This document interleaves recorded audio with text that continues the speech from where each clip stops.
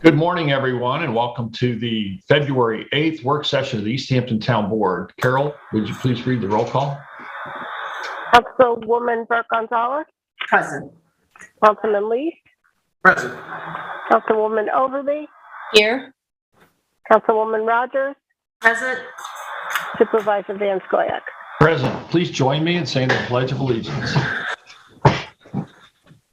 I pledge allegiance to the flag of the United States of America, to the republic for which it stands, one nation, under God, indivisible, with liberty and justice for all. Today's work session will begin, as always, with a public work session portion where any member of the public may call in on any topic. Again, we stress that you please keep your devices in the background muted so we don't get feedback, and keep your comments to 3 minutes or less. We'll be discussing the 2022 draft capital plan with our budget officer, Rebecca Hanson, CPF 2022 management and stewardship plan draft with Scott Wilson, human services update with Diane Patrizio, an amendment to the rental registry law to define seasonal rentals pursuant to New York state law. And we'll have Jennifer Nigro and David Lease present that. Amendments to Chapter 151, special event permits with David McMaster. That'll be followed by liaison reports, and we do have a few resolutions to offer today. So without any further ado, we'll go to callers on the line. Again, we ask that you mute your devices in the background and keep your comments 3 minutes or less. Mr. Supervisor, I just wanted to call in and let you know that the phone lines are up and operational. I'm using it right now, and we have no callers. Okay. Well, let's just wait a moment. Will do. And then we'll go on with our topics of discussion today. Do we have Rebecca Hanson? Yes, we in do. The room? And we also Okay. have Scott Wilson in the wings, as well as Dee Patrizio. Great. Well, let's bring in Rebecca now to go over our capital plan for 2022, three-year capital plan. Morning, Becky. How are you? Good. How was everybody today? Doing very well, thanks. Good. I'm glad I made it to the top of the agenda this time. Yes. Go for it. You all have a copy of the proposed first draft. And again, I want to stress this is our first draft because I do fully expect changes to this plan. It is an evolving document, even in this first presentation of the 2022 capital plan. And as you see, the town does it is a multi-year plan for various capital projects. Infrastructure improvements, equipment purchases, and you'll see from one year to the next that a lot of the requests are annual requests or usual requests from the various department heads. So right now, our proposed plan is $13,541,950. There are just over 80 projects on this current list. As I said, there are many annual requests, vehicle replacements, computer and IT upgrades, and other relevant equipment purchases. And certainly where applicable, we have required vehicle requests to comply with the town's fleet efficiency policy, which was adopted last year.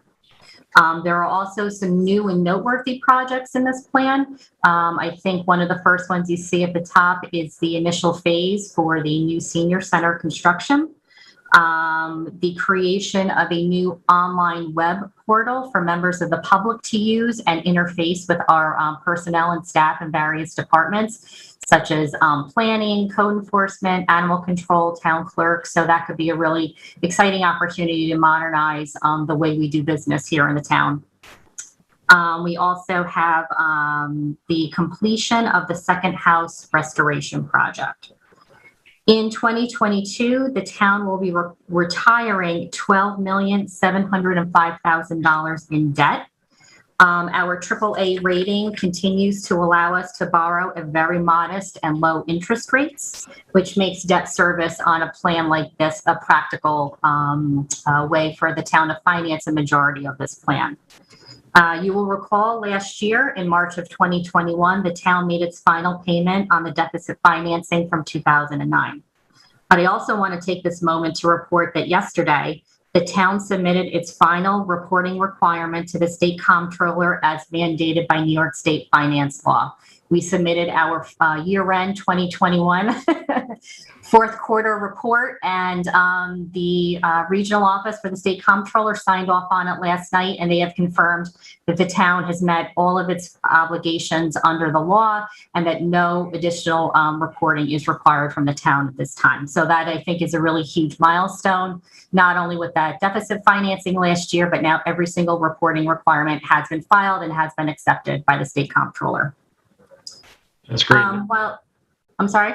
I said that's great news. Oh, Very, yeah. very happy to see it is a milestone, and thanks to everyone who's worked hard to get us to this point. Yep, absolutely, and including my predecessors, Len Bernard and Charlene Cagle as well.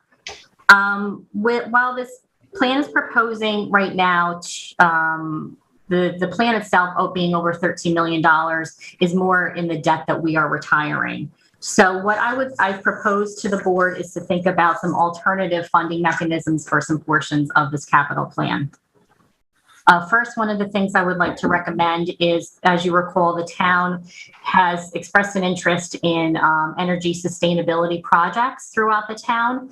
And the town board should decide whether they want to keep that as a separate amount, or if you want to actually include some of the items that are in this plan right now, such as the vehicle requests. Obviously, any of those that would be comply with the fleet efficiency policy, any of the electric landscaping equipment that you would be purchasing. In addition to Buildings and Grounds has expressed that any roof repairs that are in there, that they would be meet any green or energy efficiency goals. So those projects you could roll into or use under the energy sustainability if you want. I included a total of $500,000, which includes the $250,000 from 2021. I would also like to recommend to the board to think about using fund balance in a manner that will, again, the town would not have to incur long-term debt. What I would recommend on some of these smaller scale projects, like let's say any request that is either, $10, $15, $20, or $25,000 in nature, and use fund balance to pay for those smaller projects. At the end of 2020, which was the last of our completed audit, the A fund finished with a balance of $17.9 million. And the B fund had a fund balance of $15.4 million. And as we're starting to close out fiscal year 2021, I am happy to report that both the A and the B funds right now have exceeded revenues, and we do have additional revenues that we are waiting for. We're going to be formally closing out the fiscal year next month. So in addition, your other funds, your highway and your sanitation funds also have very healthy fund balances as well. And I think the use of fund balance to make some of those smaller scale purchases is a really good, sound financial idea when the town does have the surplus there ready to use. I think the town is beyond the point where in the past, borrowing was used so that the town could build up an adequate fund balance. And I think the town is really at that point now where some of that fund balance can be used towards some of these capital plan purchases. Finally, you'll also note on the plan, I did add that we do have funding from other sources, such as the Scavenger Wastewater District Fund, once that is formally dissolved by the end of this month, after you have your public hearing. That will have a total of $1.7 million for various projects like the senior center, affordable housing, water quality, recreation projects. You also have money under the American Rescue Plan Act, ARPA, which is around $2 million, which the Treasury Department, when it finally has issued its final rule on the project, they included a provision that actually greatly loosened up the ability to use these funds. Specifically, there was a portion that the town previously was not eligible to use any funding under the revenue loss portion of the legislation.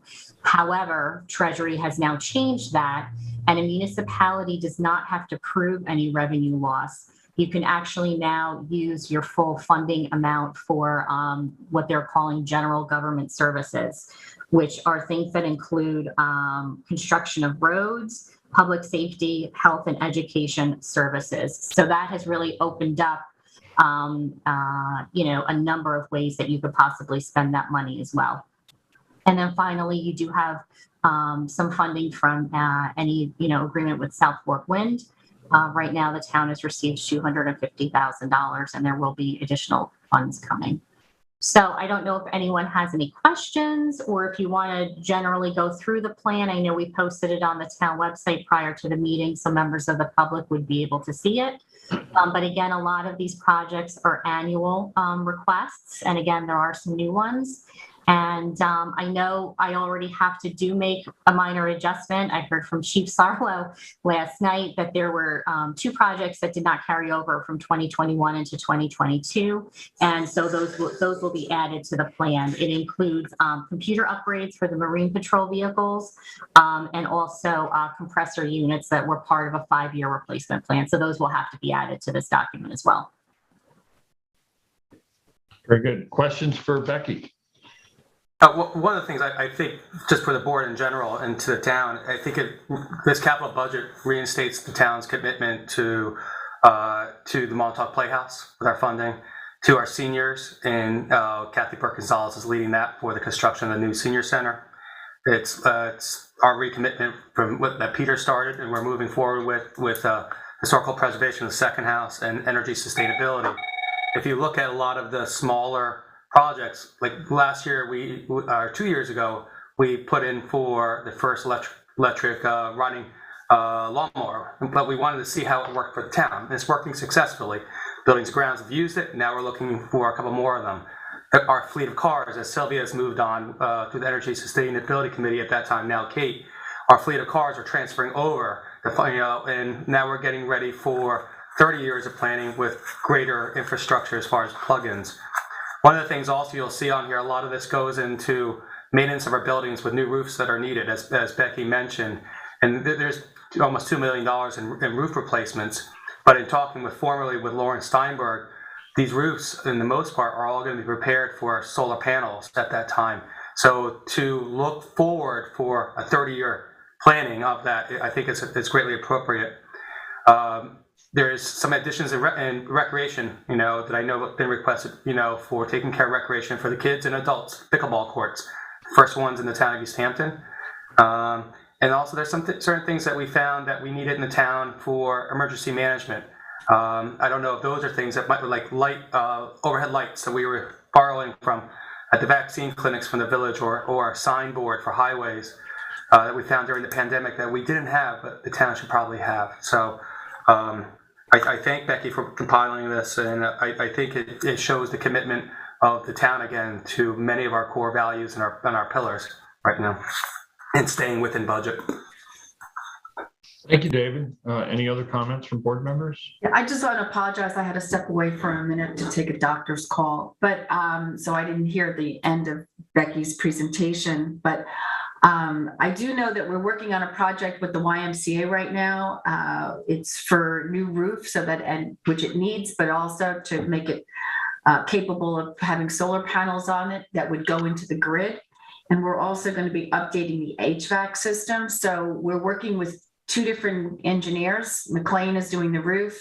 Nelson and Pope is doing the HVAC system. So I need to get numbers from them and figure out, I know we bonded money last year for the project. We also have a capital reserve for the YMCA. So I'll be working with Severo to get, tight numbers for the YMCA so that we can, we have the monies moving forward. But to Becky's recommendations about using the energy sustainability, the $500,000 that's slotted, I think it's, for me, I think we should be paying for the new vehicles that are, the hybrid vehicles, some of the roof work. We rolled over $250,000. We need to spend the money. The commitment's there, and if that's what these projects are for, I think it should be under that umbrella.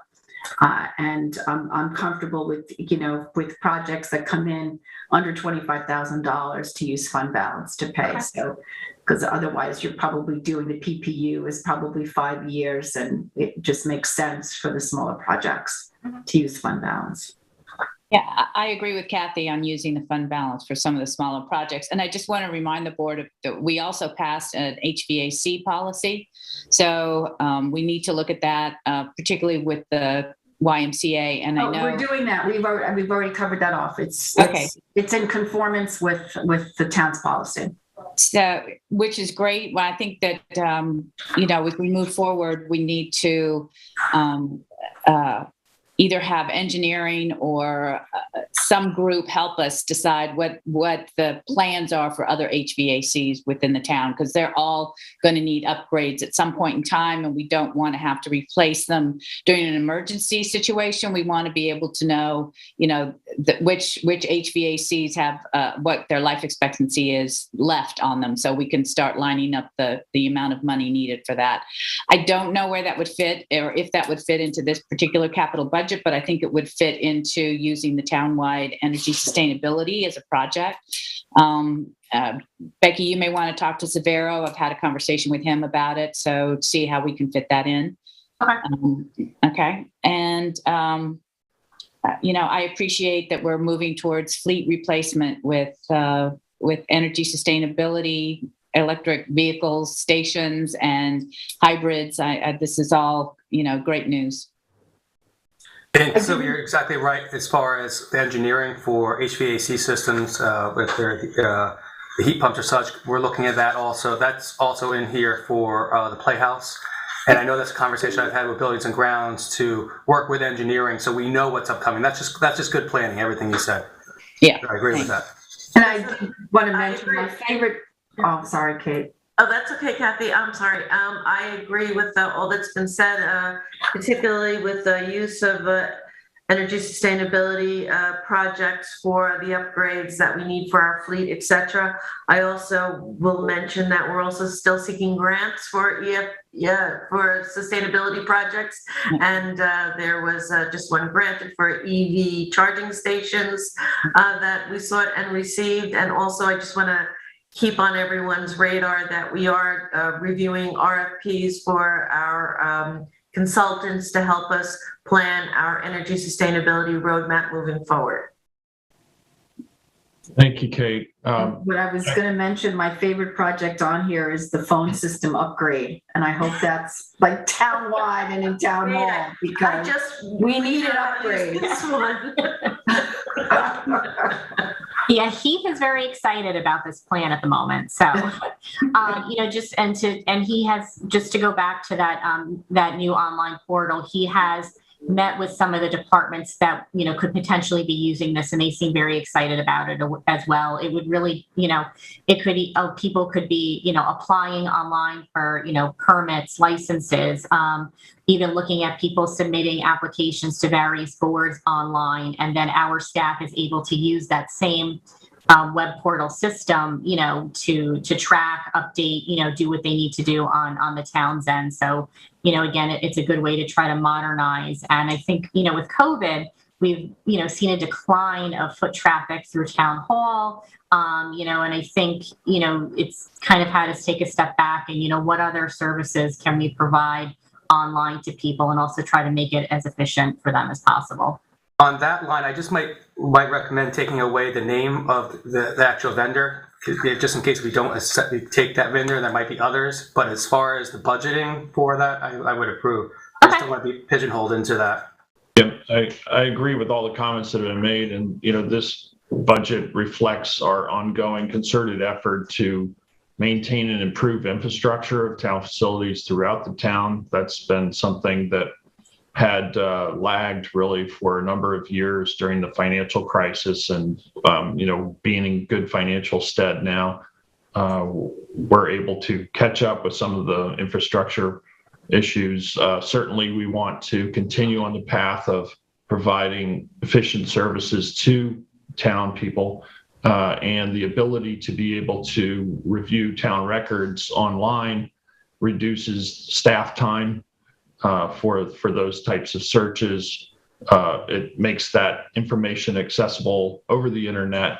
Part of our efforts for the last several years, we've spent millions of dollars digitizing records, and we're now at a point where we can start, I think, moving to offering that information through online portals, online permitting. We want to continue to advance that to make government more streamlined and a better experience for all.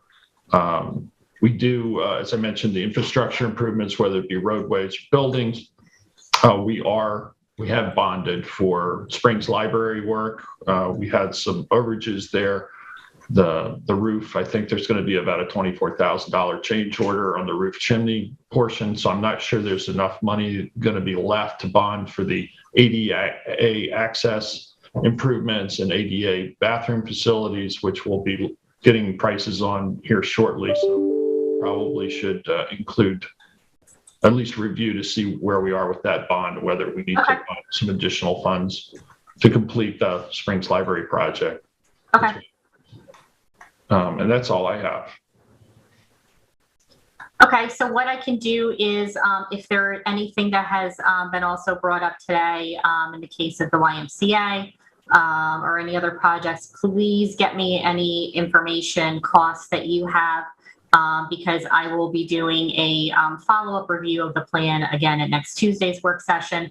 I will also make adjustments on the financing portion, and we'll really hone down the amount that we will look to borrow versus using fund balance on what the board has discussed and agreed to today. And I will also check on any remaining funds with the Springs Library and any of the ADA improvements throughout the town.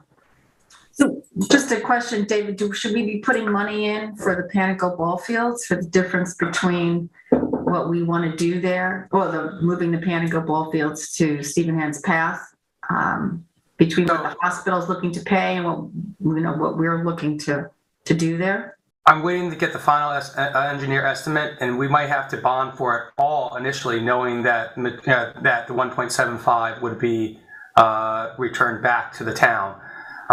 Based on the contractual lease agreement on there. So let me discuss it with Becky, and I can have that prepared, that question out there. But thank you, Kathy, for bringing that up then too. One other thing just mentioning is that I know Jen Campbell is working our grants coordinator also. It's always good to keep looking for outside grants for a lot of this. I know Kate mentioned that for energy sustainability. We've done it for cemeteries and such, and Jen's been wonderful working and looking at that through Becky's department also. You don't know unless you ask. When you no, you don't. So, even at a 50%, success rate, sometimes, that's still in the Hall of Fame if you're in MLB. But it's worth looking to a lot of these, and I think that behooves the town to do so, because it could push projects forward without actually putting onto the tax burden of the residents. Yeah, last year, what we did with last year's plan, I had sent it to our previous grants analyst to make her aware that this is the town's adopted plan, and to really keep on her radar screen anything that could be coming up. And I've already spoken with Jen that this would be forthcoming too. And, she's been with us for a few months, and she's really stepped up in her role. She's incredibly efficient and organized. And, she's been really great to work with on the grant, anything that we've had outstanding and anything new that we have coming up. And I guess the other question is, obviously we're all hands on housing, and we've got a number of projects in the pipeline. Are we going to need, any seed money? Hopefully the referendum's going to pass in November, but it'll take time for the coffers to fill there. And I know we've got the sale of the Knoll Lane property, but is there any money we need for affordable housing to be reflected in the capital budget for 2022? Well, I think it would be appropriate to have a placeholder number in there. In the past, I think we had $2 million several years ago that we put in, and we financed the Manor House project originally. Now, some of those funds have been returned. I don't know what the current balance is there as those properties sold. I think the town's mostly been made whole from that. Yeah, there is some funding still left on there to be repaid. So let's take a look at that. We'll reconvene next week. So any additions or additional comments, forward those to Becky as soon as you can, and we'll do another review and update next week. Okay, great. Thanks so Thanks, much, everybody. Becky. Have a great day. Thanks, you too. Jason, do we have Scott Wilson? He is In the joining waiting the room? room right now. Great. So we'll be discussing with Scott the 2022 CPF Management and Stewardship Draft Plan. Sure. Welcome, Scott. Thank you. Thanks for having me. So the creation of the Management and Stewardship Plan is actually a requirement in Town Law 64E, but I have to say it's also a pretty good opportunity for our department just to sort of revisit older plans, remain current and relevant, because all properties need some form of stewardship, be it posting up signs, cleaning up debris, reconciling encroachments, and therefore each year we do these updates. 2022 is actually the 14th edition of this plan. So we've acquired interest and rights in real property of 478 parcels. We have 14 more in contract, representing some 2,300 acres. You know, most of the management and stewardship that we do, we accomplish in-house. We create the baseline document, which documents the parcel as it exists at the time of acquisition. We help create management plans for those properties with some proposed human use. We regularly monitor all CPF properties for encroachments, dumping, or other issues. So the majority of our work is actually done in-house. But beyond the in-house management, this plan actually discusses some proposed projects, and we have a number of those. We have the possible historic restoration at Brooks Park property on Neck Path. We have the demolition of structures at the Downs property on Fireplace Road in Springs. We have the removal of bamboo and restoration at the Maloney property, also in Springs. We have a wetland restoration at 81 Ocean in the Village, which we just got plans back. So hopefully we can plan to do an RFP. We have the possible historic restoration of the farmhouse at the Duck Creek property. We also have an historic restoration at Carl Fisher, which we are just beginning to explore now. So we don't really have a clear understanding of the overall scope of the project, nor costs. In fact, we haven't gone out for RFP on most of these. We plan on that happening this calendar year. So ostensibly, we put a placeholder in our budget column of $1.5 million. You know, the number of projects may change over the course of the year. Fortunately, this plan is actually created to be revisited. It's a bit of a living document. It is a guide for our future management and stewardship goals and needs, but you know, additional properties come up, additional costs once we get through our RFP processes will be known. And so through the public hearing process, we have the opportunity to revisit this plan, review it with the public, and modify both the types and number of projects that we have and the budget that we set aside for it. This lends transparency to the plan. It gives the public an opportunity to participate in discussion, in review at these work sessions and through the public hearing process. So that we provided the plan. It's on the website. It's in the clerk's office. The town board has a copy of this plan. I received comments back from not only the town board, but it was also reviewed at the CPF advisory board. And I haven't received any changes back from that so far. Hopefully we have some public comment on it. Happy to make modifications as things come up and the public participates. Does the board have any questions on this plan? Questions for Scott? Yeah, Scott, so on here, I think it showed as far as properties that were purchased with whereas clause for recreation. It's 288 acres that have been purchased that have a recreational parkland. Right. And in about the last 4 years, how many acres were, is there a way to correlate how many acres were purchased in the last 4 years for recreation? Well, we actually keep a pretty good record of all the properties that we've acquired, as you might guess. We call it a mega master plan. And so, yes, I mean, I happen to know because I reviewed the plan a little earlier today. There's about 33 acres in the last 4 years that we acquired specifically for recreation. 33 and counting. So that's just in the last 4 years, 288 acres for parks and recreation that's been purchased with CBF funding. And out of those, some of these parks have actually now gone through management plans and are being developed as such, for, having amenities on it, Boys and Girls Harbor, Right. Meadows. So there has been a large increase in using CPF funding for parks and recreation in the town of East Hampton. I appreciate that.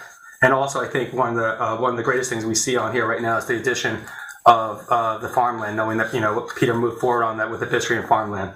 That is the prime goal for CPF. Exciting times. Any other questions for Scott or comments? I guess there are no more questions. I'll just make the comment that we really appreciate the department's hard work under your leadership, Scott. We've been able to accomplish a number of really great, I think, acquisitions that really support, our history and culture here, as well as protect our environment. David mentioned the farm fields, the largest single farmland acquisition the town's ever undertaken with CPF, just north of the historic district in Amagansett. Those 33 acres, I guess it is in total, will be preserved for farming in perpetuity. We're looking at another 10 acres of arable land along Cedar Street that's can be put back into production. This helps, support our local economy. This also supports our quality of life. And so we're thrilled to be able to bring these acquisitions into the public's domain for everyone's enjoyment, and keep up the good work. Thank you. Thank you very much. If there's nothing further for Scott, we can move on to our next agenda item. Thank you, Scott. Here's Diane Patrizio, our Director of Human Services. Good morning, Diane. Good morning, Peter. How are you? You're going to give us an update? Yes. Okay. Good morning, Supervisor and Town Board members. My name is Diane Patrizio, and I'm the Director of the Human Services Department, and I'm here to give an update on our programs. I'm very happy to announce that the Congregate Meal Program resumed services yesterday, and the dining room was filled with very happy people, glad to get together once again and have a hot meal and catch up. Wellness activities have also resumed, such as chair yoga, floor yoga, in addition to qigong, meditation, and healing circle classes. During the suspension of in-person services, we did some reorganizing and created the lounge. This area will provide additional room for social distancing, in addition to creating another room available for activities, allowing us to schedule 2 activities simultaneously.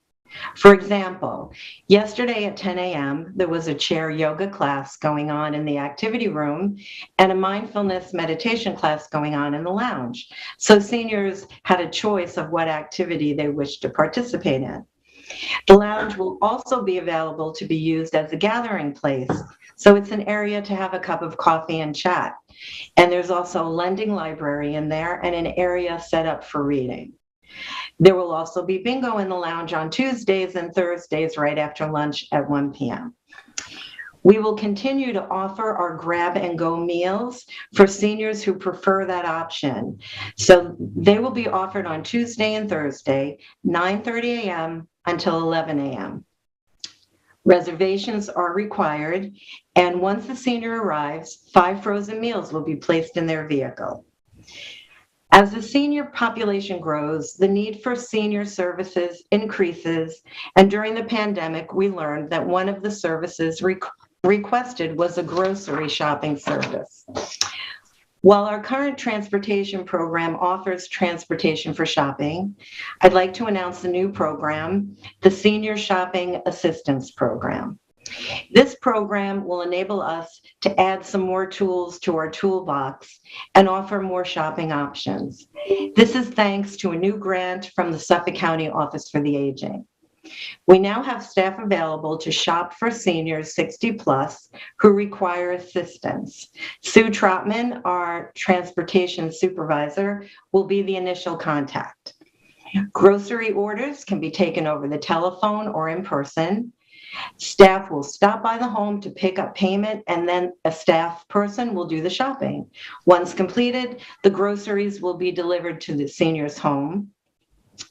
While this program expands the shopping options available, in addition to bus drivers, we will also be utilizing home health aides that we have on staff. If a senior requires assistance, a home health aide will be available to help them put the groceries away. And there's another option available for seniors who are unable to use transportation services and shop alone, but would like to do their own shopping.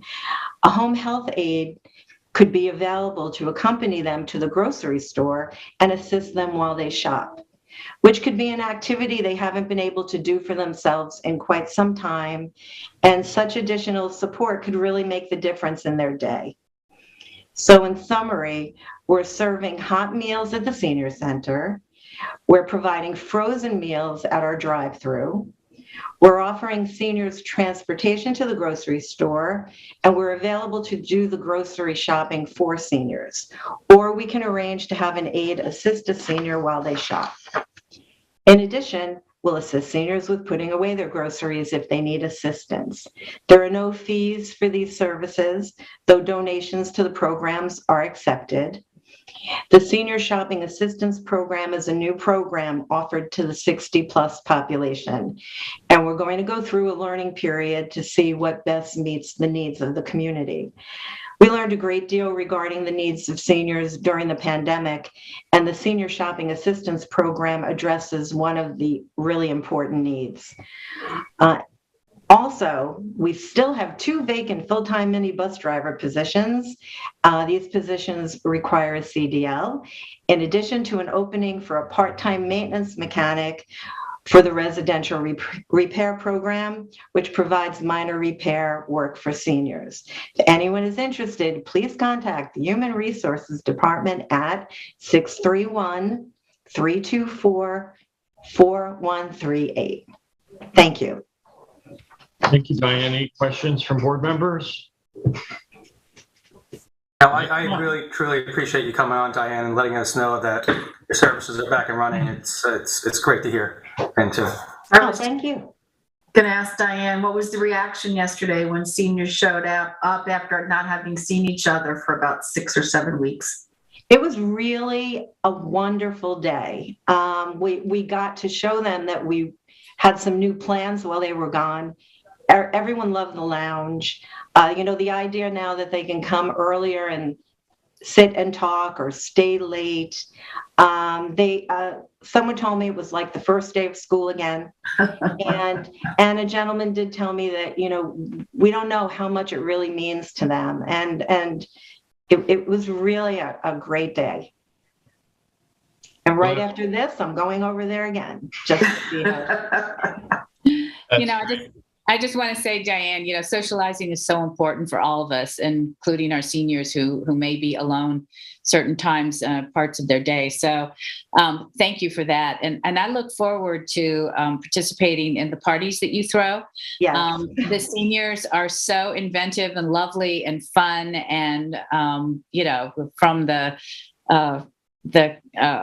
Halloween party, which is always such a blast, and the Christmas party, which I've missed due to COVID. So I am anxious to get back and to have them all of the seniors party on. Well, hopefully we'll have the picnic this year. So that and the picnic, fun, right? oh, and the supervisor was providing the entertainment. That was fabulous. Yeah, it would be great. Thank you. Yeah, it's great to hear you're back up and running to the public and that they're able to participate. You run a great program over there, and the staff is wonderful. And just a big shout out and thank you to all of you all who are enriching people's lives on a daily basis. It really makes a difference, and that's part of what being in a small town community like this is really all about. So thank you for that. Yeah, and it does a lot for us as well. I mean, I think it's something we all needed because it's a lot more fun with people here. Absolutely. Absolutely. Well, we look forward to getting back over. Okay. Hanging out. Maybe we'll play some music. I'll get the judge and we'll come over. Yeah, maybe we could. That would be great. Okay. Thank you. Excellent. Great to see you, Diane. Thanks so much. You too. Thanks, everybody. Thank you. Thank you. Bye-bye. Do we have Jennifer Nigro? And Yes, she is. She's coming right in. our next topic is a discussion of the amendment to the rental registry law to define seasonal rentals. And this relates back to a provision of law that was making a requirement that no more than 1 month's deposit could be charged by a landlord, which created all sorts of problems for us as a seasonal community where the rents are quite high and most of those rentals are paid in advance. So there was a bill submitted, I think it was sponsored by Assemblyman Thiel, to have some changes made. And so it's up to us now to make some adopted changes. And Jen, welcome. If you and David can run us through what those changes are and maybe give a little more background as to why we need to do this. Peter, you're exactly right. In the New York State legislation made it illegal for what was common practice out here for seasonal our rental uses out here on the East End, in which a lot of times people rent it from Memorial Day to Labor Day and collected their some payment up front instead on a monthly basis, which might be more typical in an urban setting, maybe even a New York City setting. I don't think they really looked at us as combined into that state legislation, but now they have, and I thank Assemblyman Thiel for moving this enabling legislation forward. So pretty much, as Jen will outline here, these changes will be in accordance to Section 7108 of the New York State General Obligation Law, which we have to do certain small changes to our rental registry law to allow for the upfront payment to be allowed for seasonal rentals in the town of East Hampton. Other communities out east are doing this already, and I think it's important that we do it in an appropriate fashion. And I'll let Jen move forward from here. And Jen, it's been a pleasure working with you on this too. Thank you. Likewise, David. Thank you. As David so aptly put it, the general obligations law has been modified so that it will allow seasonal rentals to collect more than just 1 month's rent, which would normally be the rule. And David is correct. It's more urban areas that were focused on that, but they kind of forgot about us out east. So in order to be able to do that, every municipality or town needs to come up with its own registry rather, for these seasonal leases. Mercifully, we already have a rental registry. We can use that same registry to also include our seasonal rentals. And we do that simply by tweaking, the rental registry number, as I've discussed with the building department, could even have something as simple as an S in front of it. That way it'll indicate that it's for seasonal. And we have modified or proposed modifications to our existing registry law to identify what a seasonal rental property is. And we link it right to the relevant provisions of the general obligations law, which is subdivisions 4 and 5. They have to be no more than 120 days. They have to be registered. And also what's very important is the tenant has to have a primary residence to return to. So unlike the regular rental registry, they will have to know the name and the permanent address of the tenant up front before they can qualify for a seasonal rental registry number. The changes have been proposed in each of the provisions that have been submitted. And other than that, that's pretty much what we're doing here. Is we're just making it so that our community can take advantage of this carve-out provision of the general obligations law that allows landlords to collect more than 1 month's deposit up front. In fact, they can collect the whole season, provided that these rules are followed. 120 days, It has to be registered as a seasonal dwelling unit, which is what we're doing to our law to allow for that registration to happen. And the tenant has to have a primary residence to return to at the end of the lease period. And one of the things we did is we also ran this by our principal building inspector, Ann Glennon, for review of any of these changes. And the one thing she requested was just to get a definition of the chief building inspector, which is potential possibilities for future employees that we have at the town. So the chief building inspector would also be overwatching rental registry then too. So she wanted to make sure that was just added in to amend it and add in a definition of what a chief building inspector would be. We also added that throughout here, but primarily, as Jen mentioned, this just defines, it allows our town rental registry to match what the state allows now. Yeah, I'll also say that Anne also recommended to us that as applied to already the rental registry, if there's an error or a false statement in the application or the registration itself, that the building department has the right to revoke the permit. So that 120 days maximum period of rental pertains to the leasee, not to the property, correct? So in other words, you could have somebody rent up to 4 months and then somebody else comes in, say, to rent up to another 4 months. No, it can only be 120 days in a calendar year under the general obligation. So it's for the property, it's not for the leasee. Correct, it's for the property. If they're there more than 120 days, you are a regular rental registry tenant and rental registry landlord. If it's 120 days or less, then you can qualify for seasonal. I guess I'm a little bit confused by that. So in other words, a property owner can't rent for more than 120-day period? So they couldn't rent for 3 months and then rent for another 3 months to someone else and to someone else for 2 months? The way it's phrased, it's any calendar year, yeah. To be a seasonal, but you could, otherwise you fall to be a regular. Yes, rental of course, yeah. You could have someone in there from January to May, and then for June, July, and August, have a seasonal renter, and then have another regular renter. The idea here is the 120 days is just to allow you to collect all the money up front. If it's going to be longer than that, then you don't get to collect the money up front. You revert back to the law as it is. Yeah, but that would be that licensee, or leasee, not somebody else coming in. It resets the calendar, right, when somebody else comes in. No. Calendar year. The idea is to really focus on that.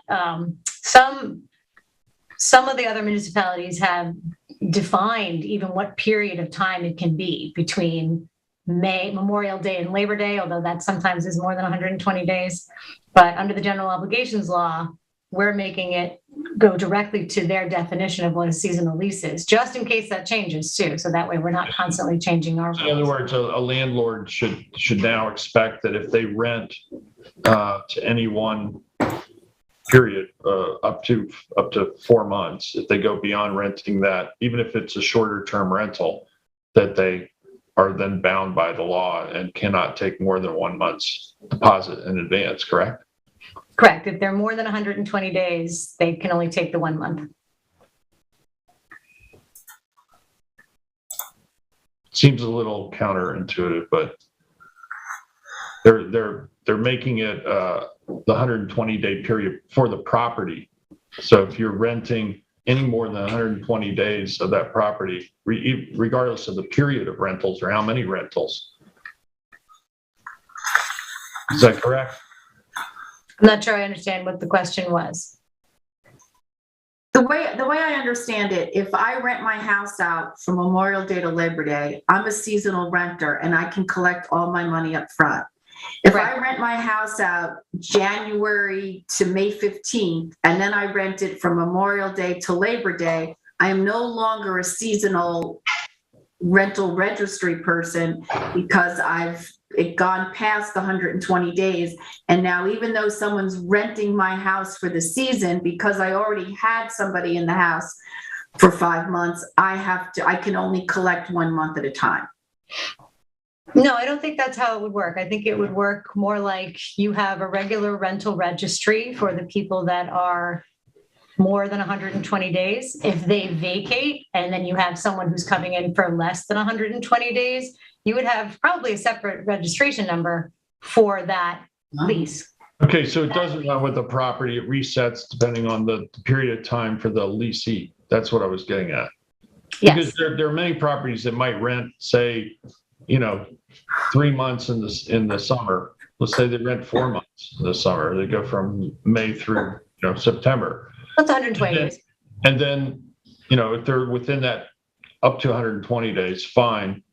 And then they might want to rent, say, for Christmas, for 2 weeks over the Christmas holiday. Mhm. So That would be more than 120 days in any calendar year, though.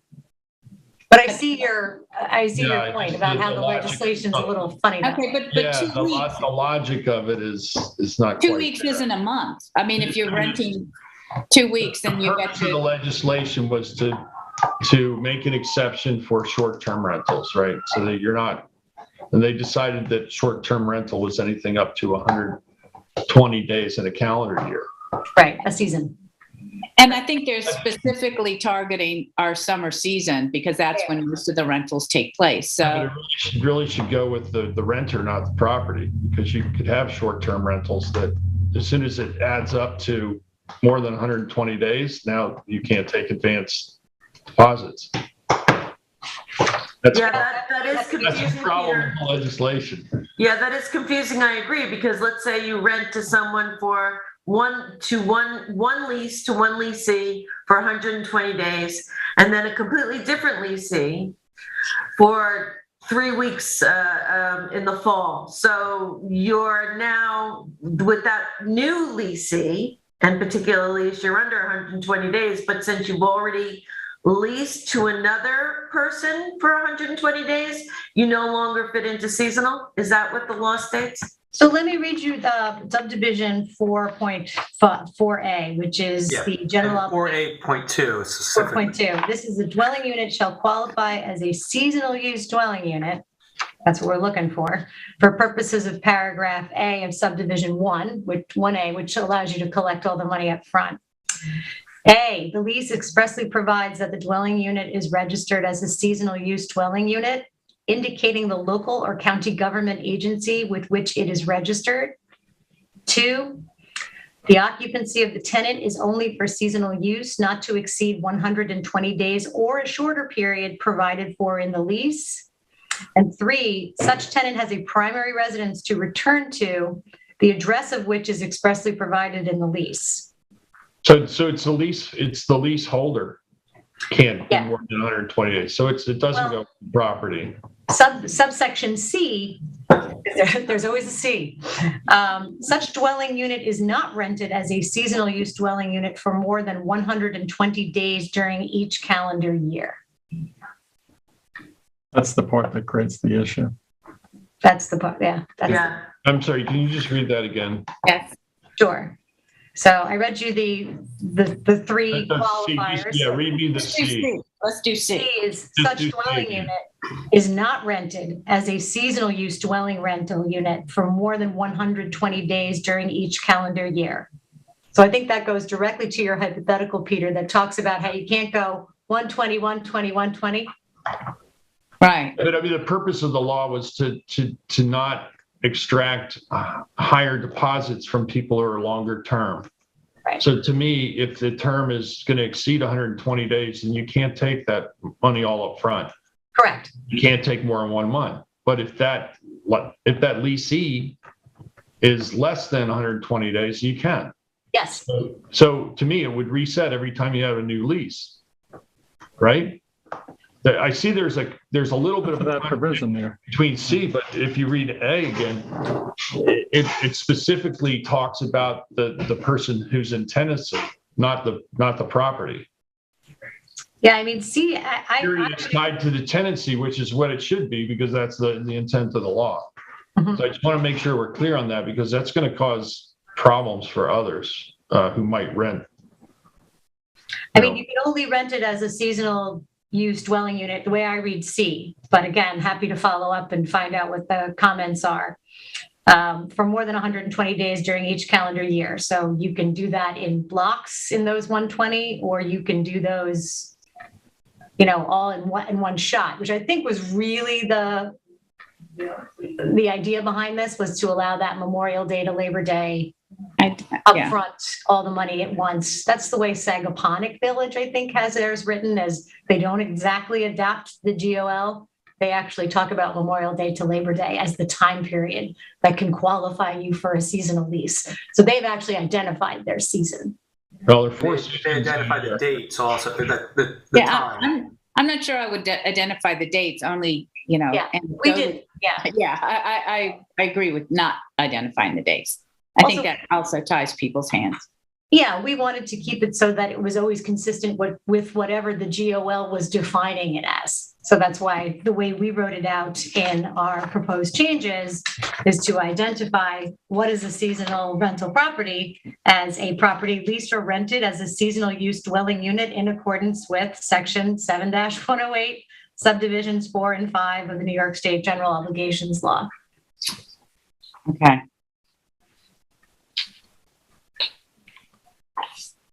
So the nature of the property can change within a calendar year. It could be deemed a seasonal property for up to 120 days, and then after that. So in aggregate, total number of days rented, 120. After that, you can't charge more than just 1 month's rent in advance. Correct. It wouldn't qualify as a seasonal lease. And then it's just considered the other category. Just a lease. Yeah. Okay. Well, that's gonna be an interesting change that people will have to take in. No, but your comments are well taken, because just because we think it's clear when we write it and when we read it doesn't mean it is. To me, it completely subverts the purpose of the rule if you make it in aggregate versus based on tenancy. It should be focused only on tenancy, that you can have no one tenant for more than 120 days to qualify as seasonal. That's a seasonal tenant. When they go beyond that, it's not a seasonal tenant anymore. It shouldn't be tied to the property. It should be tied to the tenancy. So the question is there anything in the GOL that would allow us to tie it to the tenant, or would prohibit us rather from tying it to the tenancy?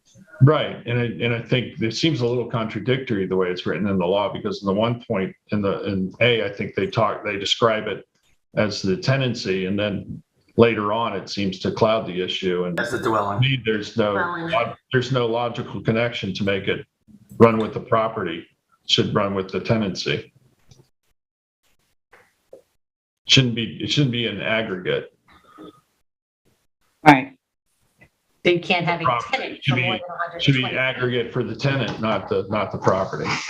Right. I mean, in that sense, putting a date on it, which is seasonal, then that tells you can collect all your money up front during the summer season.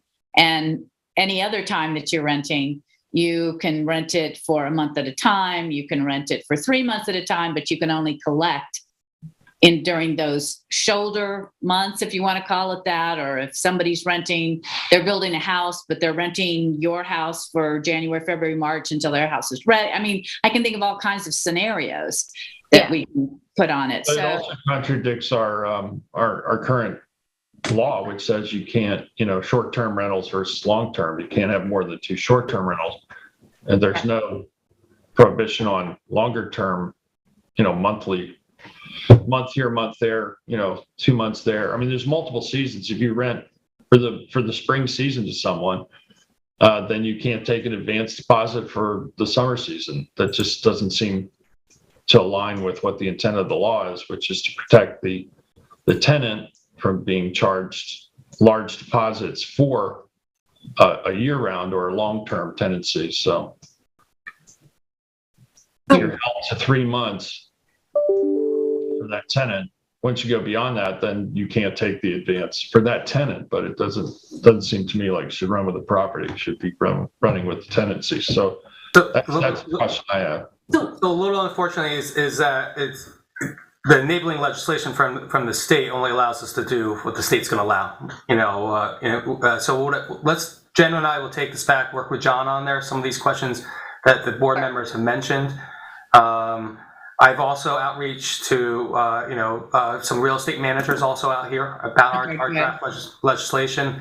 The only thing one of them wanted was to potentially put in the amount of days, the 120 days. So there wasn't any ambiguity in there within what the GOL is, just to make it a little easier for the individual, the layperson that would be reading it. But let us take this back. Some of the comments the board had, I see where you're coming from, Peter, on that.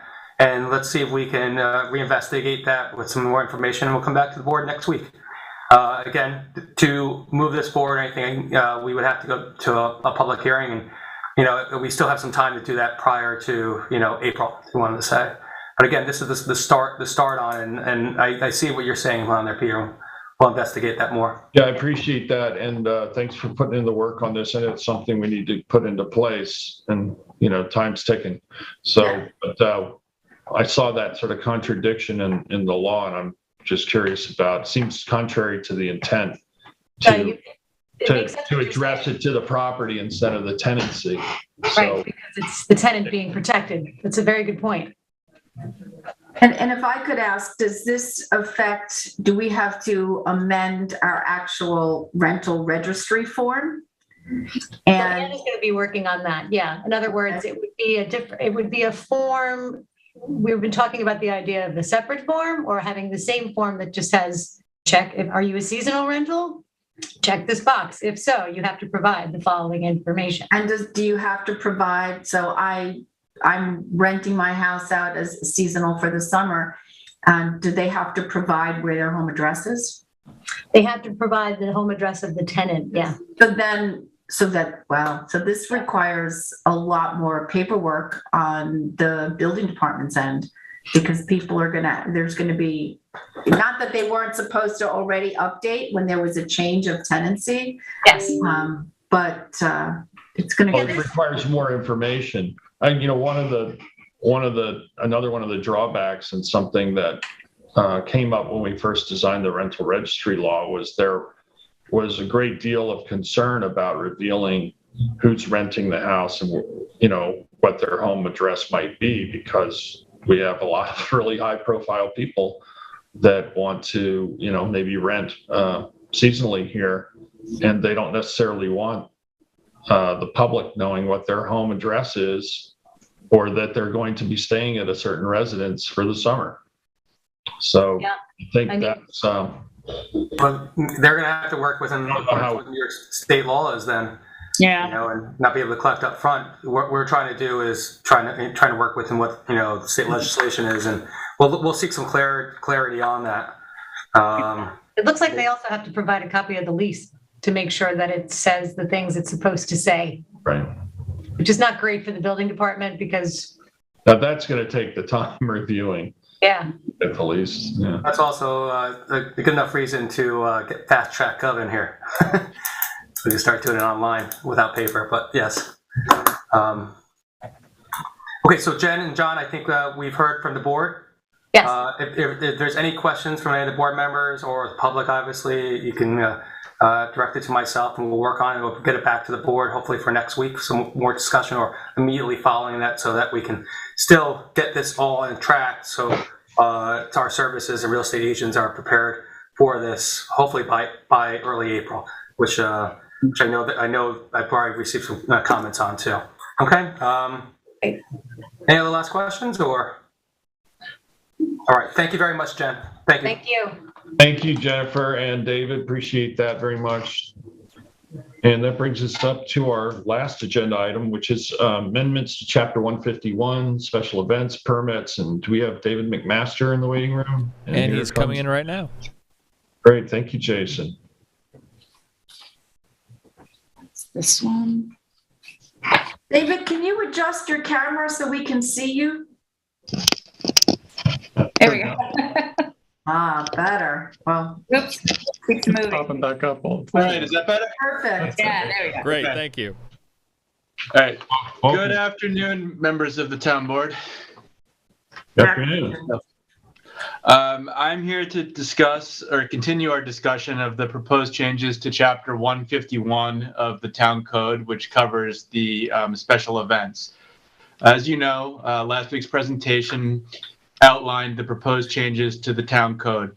Today, I'd like to discuss those changes in greater specificity in the context of the draft legislation that was circulated several times before today's meeting. Beginning that discussion, I would direct your attention to page 3, which is the definition section, specifically the Special Events Committee.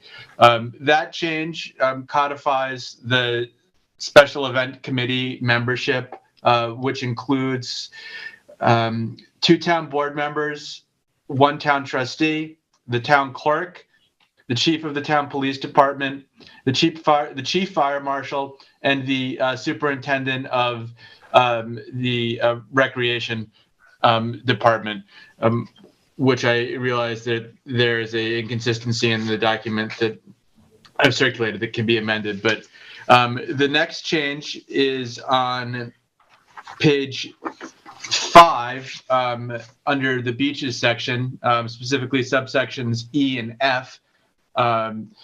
Those changes just clarify that the beach property includes parking lots, comfort stations, and all the adjacent areas that aren't, just sand at the beach.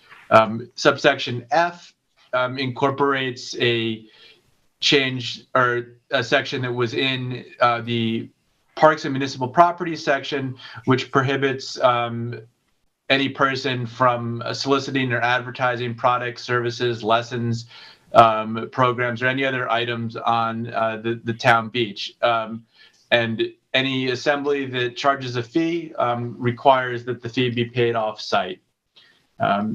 The next changes on the same page are in subsections B and C. Those are just clerical changes where we've amended the code to say Special Events Committee instead of designee. Previously that said the town board or its designee. The code now specifies that the Special Events Committee is the designee. The next changes to the code are on page 6 in section 151.5, which is the application for the permit. Starting with section A, that's application form. We've added in that in addition to the town clerk's office, you can find the the application for special events on the East Hampton town website. Subsection 3 requires a detailed narrative of the proposed event. Subsection 4 just was a clerical change, requires a map with a detailed sketch that helps the committee kind of understand the layout of the event in regard to the property where it's being held. Subsection 5 is what we discussed, commercial applicants. So these are going to be places like restaurants, hotels. They're going to have to submit a copy of their site plan approval, if applicable, when they apply for an event. So we know what the approved use is at the location, and it will help us evaluate the proposed use or what they're doing in the event that they're applying for the permit for. Again, subsection 6 is just another administrative clerical change. We added the word detailed to specify that the sketch actually has to, be detailed instead of cursory. On the next page, which is page 7, in subsection B, which is submission to the town clerk, we've adjusted the dates and the timing of when these applications have to be submitted. So for events that are 1 to 75 participants, that has to be submitted to the town clerk's office 21 days, 3 weeks before the event. For events with 76 to 150 participants, those applications need to be submitted 30 days prior to the date of the proposed event. And for events involving 151 to 250 participants, those need to be submitted 48 days prior to the event in question. And then for events with more than 251 participants, that application needs to be submitted to the town clerk 60 days prior to the event. And again, we've replaced the word designee with the special events committee at the end of the paragraph on the top of page 8, which allows that the materials be submitted to the town clerk's office or the designee that now reads special events committee. So it kind of streamlines the process and will go directly to the relevant staff members. Below that on the same page, subsection C, again, this just goes into the fact that the special events committee is now the designee. So designee has been replaced with special events committee throughout subsection C. Would direct your attention to the next page, which is page 9, subsection E, paragraph 2, cleanup deposit. This is a little bit unsettled still, but the big change that we're introducing here is that the cleanup deposit, when applicable, the amount will be set from time to time by resolution of the town board. And I don't know if Kathy wants to speak a little bit more on that. I know that we were going to coordinate with the town clerk's office and try to kind of iron out those details. And I don't know that we have more information at this time other than that it's going to be set by the town board in an amount fixed by resolution. Right. So I wanted to bring Carol in here because we've been collecting a deposit for cleanup, and I can only recall on one occasion where we had an issue, and that was actually a film permit where there was the nexus between, folks leaving garbage and us being able to, the town being able to tie it to the folks that had the permit. It's a lot of work. Carol can explain. You want to do that, Carol, how it works and what your thoughts on the matter are, since it goes through your office and you collect all of the fees? How it goes right now, if they give all their application fee and everything in one check, it gets deposited, then the person has to be tracked down to get them to do a voucher. It has to go on the warrant and they get it returned that way. They give a separate check. I keep it. And after a certain amount of time, then it gets sent back to them. Meanwhile, their address may change. It's just a crazy thing with all these. I literally spent 2 whole days just doing the ones from last year, and not one was taken. Half the applications don't have their mailing addresses on it, so then either Gabriella or I are going trying to track these people down. The ones that gave cash, they're not coming back in to get it, so I just have to end up depositing it, and it just isn't worth the time and effort for it. So what we're recommending is striking taking a cleanup deposit, but we didn't want to do that without board approval, obviously. And maybe what we need to do is we need to take a look. The fees haven't been reviewed since 2019, so maybe some of the larger events, when we actually calculate the amount of time that we spend reviewing them, we may be increasing that, and so that's something we can take a look at. But if the board is amenable, we'd like to strike the cleanup deposit from the code. So let me just ask a question. So Carol just said that a lot of times people just don't come back and get their deposit for the cleanup fee. So is that something that should be part of a permit fee? It's just all put into one. So, and you don't get it back. You just, right. This is just part of the permit. There's no refund. Right. And it wouldn't be on all of them. I think the issue is there has to be a nexus. Right, but between the actual need for to charge an increase in the application fee, I think what the evidence has shown is that we've had only one instance where we've been able to tie a special event to a situation where there was a lot of litter left there. So in order to charge an increase in the application fee for to basically tack the cleanup fee on top of that, it doesn't seem we'd have to find an articulable nexus, which, one could argue, and I'm not trying to argue, Yeah. I guess, but one could argue that anytime you put a whole bunch of folks together, there's going to, the fact that you can't prove that piece of garbage came from that event doesn't mean that these people gathering there didn't create some garbage that at some point in time has to be cleaned up by somebody, generally, the taxpayer. So whether it's on a roadside, whether it's, at the actual event, things happen. So, I mean, I don't find it onerous to charge a cleanup fee, even though they might be great tenants of something, of an event. But on the flip side, I guess I could argue that if they think they've paid a fee, then they may not clean as well as they should. So, I could.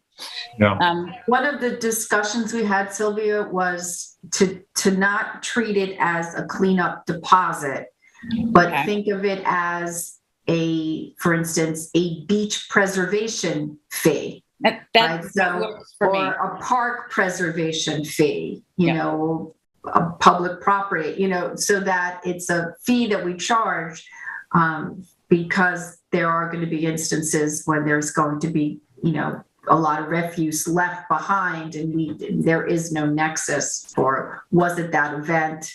It could have been, but we can't tie it to it, but we could do it that way. We could, and right now I think it's $50 for under 50 people and it's $100 for under 100 people.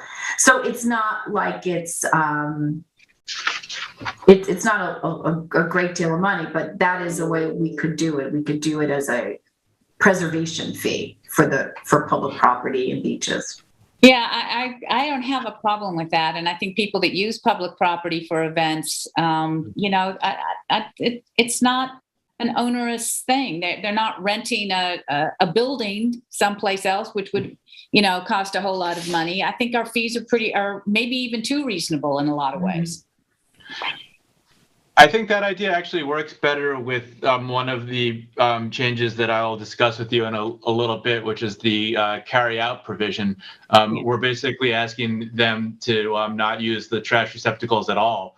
So, if we pass that, it makes more sense to just charge to frame it as a public property preservation fee instead of, tacking the cleanup fee onto the cost of the application, because in theory they're carrying it out. They're not throwing trash away on site at all. I think you have to be very specific about that if you're going to say carry in, carry out. Yeah. That they understand that means carry it home or carry it to some other, carry it to the landfill and not to transfer station, not the cans, because it's easy for people. As far as like the cleanup fee, I mean, it sounds like there's only been one instance in which the deposit for cleanup has ever been withheld. There is a disincentive from littering, obviously, if they know that there's a amount of money that they stand to lose. We can give it a trial period and see how it works out. I don't object to giving that a try, and if it gets to be a problem, then we could consider reinstating it. Right. I had a question about on page 5. It keeps talking about beach property, including the comfort stations and whatnot. Aren't we really talking about public property, beach property? Because gathering permits can occur on other public property, not just the beach or the beach parking lots or other town roads. Yes, we felt it was important to just kind of specify this section for beach property, because we were having cases where food trucks and other specific pop-up type vendors were trying to operate in the parking lot at the beach and say, well, I'm not on the beach. That's why I'm saying not even mention beach, just use the term public property. The way this code was written here, it's C1 is beaches, C2 is parks and other municipal properties. Okay. So rather than rewrite and marrying them. All right, I understand. I didn't realize it had that heading. So it's under the heading of beaches already. And then in terms of Chapter 91, is this going to require Any kind of change in Chapter 91?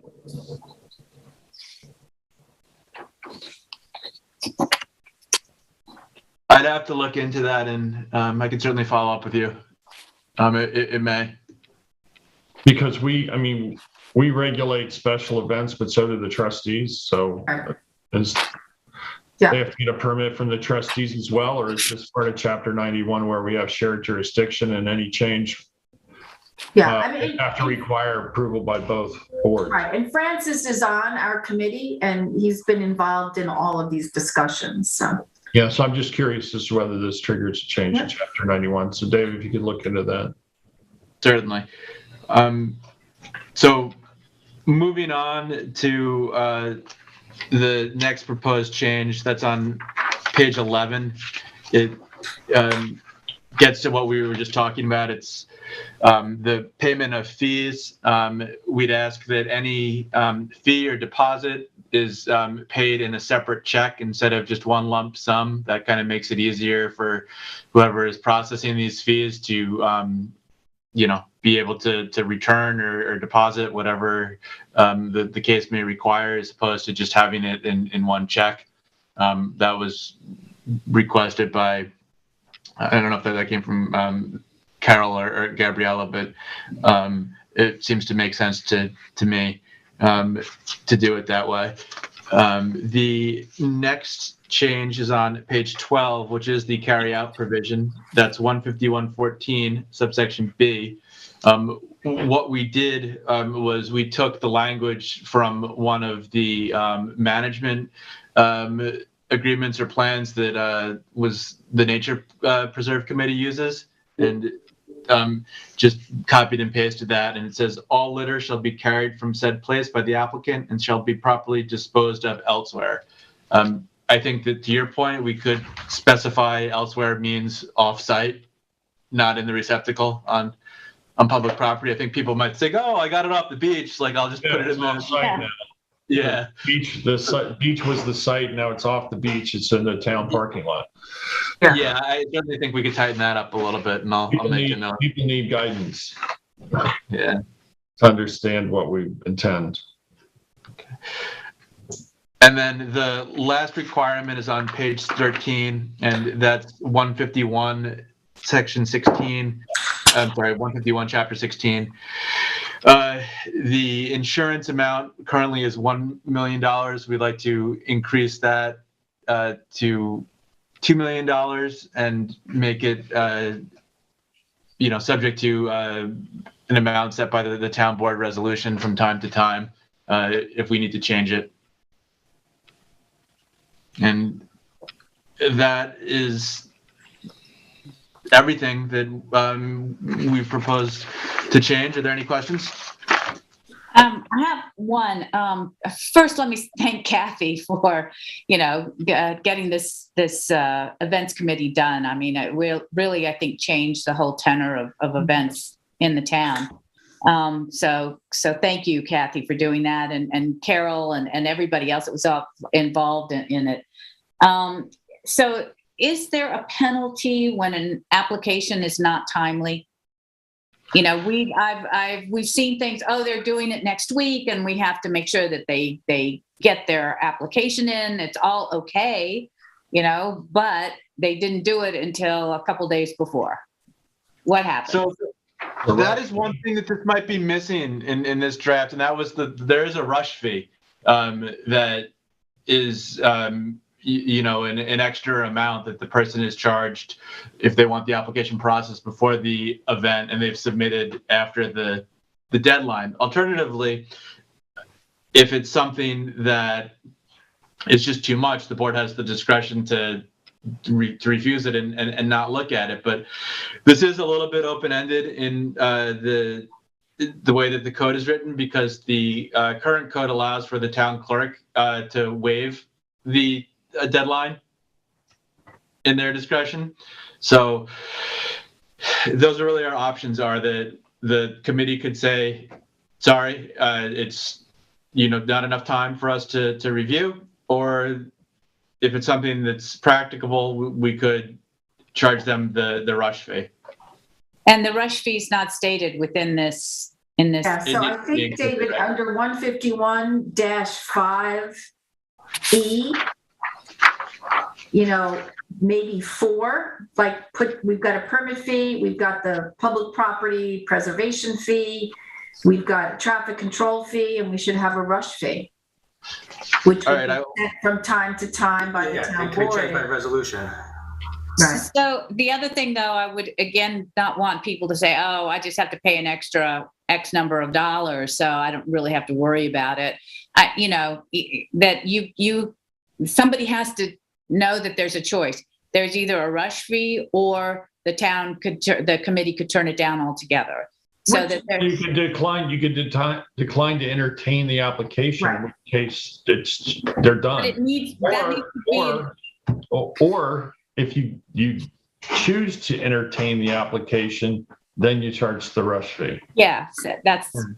It's not just because you pay in a rush fee doesn't mean you get it. Right, and so somehow or another that has to be clear. Right. And right now we only charge rush fees for the caterers, and it happens with, clam bakes on the beach. All of a sudden the weather forecast comes out and the family decides, let's go down to Indian Wells and have a clam bake. And we get the application on Thursday for a Saturday or Sunday night. And, there's, a rush. And as we said last week, when you think about 2 town council members, the chief of police, the chief fire marshal, the head of recreation, the trustees, the clerk of the trustees, we're all busy people in July and August. And to have, all of a sudden everything's got to stop because we've got to review an application. That's what the meetings are for. We take our time in the meetings on Wednesdays. Sometimes during the summer, those meetings can go 2 hours each week. And and then we're, trying to find Carol at the last minute to sign off on the permit. I mean, it's challenging, and you have a couple of those, it takes it to another level. So I think it'll be good if we put this in the code, the rush fee, and we do. There are times when somebody puts an application in, and we're like, you know what, we don't have the time to give this the attention that it really needs. Well, the police department could be too late. Stretched. There are other agencies involved here that we can't just accommodate at the last minute. So I mean, people have to understand that these dates or these number of days are pretty important to apply. And you're proposing the number of days be increased based on the size of the event. You've made some adjustments in that. We have. Any comments from board members on that? No, I agree with it. Everybody agree? Yeah, I mean, just within the last 5 to 7 years, no one's really planning that, 120 days out, if you want to say. A lot of it comes in very, very late. So to allow for flexibility, but also allow for government to say no. The last 2 years, it's been hard to plan anything at all. Yeah. So what we're hoping to do is notice this at our meeting on Thursday, February 17th, and hear it on Thursday, March 3rd. If we'd like to keep with that timetable. Okay, great. Kathy, thanks so much for all your work on this on the committee. Yep. And I guess, is it Kate is the new liaison as well? So she'll be working on the committee going forward. And thank you, David. And so we'll look for those final revisions so we can get this noticed. Thank you, everybody. Great, thank you. And that brings us up to liaison reports. Kathy, you have a liaison report for us today? I do. So last night, the East Hampton Sag Harbor CAC met, and we discussed a number of the initiatives that have been, we've been discussing at the last few work sessions. First thing we talked about was the smoking restriction on lifeguarded beaches during lifeguarded hours, and they were in full support of that with the 500-foot buffer.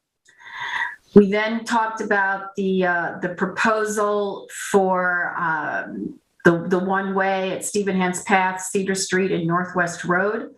And what the CAC would like to see happen is that the town take a hard look at all of the intersections in that triangle, have our traffic engineers look at it, and also the highway department for line of sight issues due to, overgrowth of vegetation in that area. They also support the proposed roundabout at Stevenhans Path, Long Lane, and 2 holes of water. A question did come up about the weight limit on Accabonac, whether the signs have gone up in both directions. I don't know, David, if that's... They've been up for months. Okay. And I've fielded some questions from some of the neighbors there, and I've referred that to PD, and they're going to increase regular enforcement of that. They're knowledgeable of it, but the signs have been up for a long time. Okay, beautiful. Thank you. I also had brought up a concern that was raised by a neighbor on North Main Street. Right now, there's a 2-hour parking limit on North Main Street from Cedar Street to Miller Terrace, and there are parking signs that depict that. But there are also 2-hour parking signs posted from Miller Terrace to Indian Hill Road. However, there's no code to back that up. So the neighbors have asked if we would, codify the signs, and I took it to the CAC, and they were in agreement. So I'm going to ask David McMaster. I've been working with him on this. So I'd like to, fix the code there, and the chief is in support of that as well. There was also discussion about non-conforming signage and uplighting and short-term rentals being listed with expired rental registry numbers. So I plan to follow up with Kevin Cooper in code enforcement. Last Friday, the members of the Springs Park Committee met to discuss the park with Scott Wilson and myself. If you recall, last summer, the town board approved updating the signage so that it was clear and adding a second double gate. So the 2 new signs were installed, and the 3rd sign will be mounted once the new double gate is installed. Unfortunately, there's a holdup with that gate. We've got only 1 gate company on contract, and it's been like over 2 months, and we've yet to receive a quote. So that's kind of the holdup. They also came conversation about improved cell service in Springs and having cell service, at the park. And I explained to them that we had signed the contract with American Tower, and they are in the process of preparing their site plan application for the planning board. And then it was proposed that we have something called a walk with Andy and Scott, where Scott Wilson and Andy Gates would kind of sponsor an educational walk this spring around the park and identify the different species of flora and fauna, and also make special note of the bluebirds that nest there. So that was something that the committee thought users of the park would be interested in. And Sarah Davison also volunteered to help as part of that, they called it Ecology 101. So I think that will be well received. And the Springs Park Committee would like to remain a constituted committee that met quarterly just to talk about, issues that come up at the park. So if folks are interested in participating, please reach out to my office, as I'll be preparing a resolution reappointing that committee in the next few weeks. A couple things came up with the special events and film committee.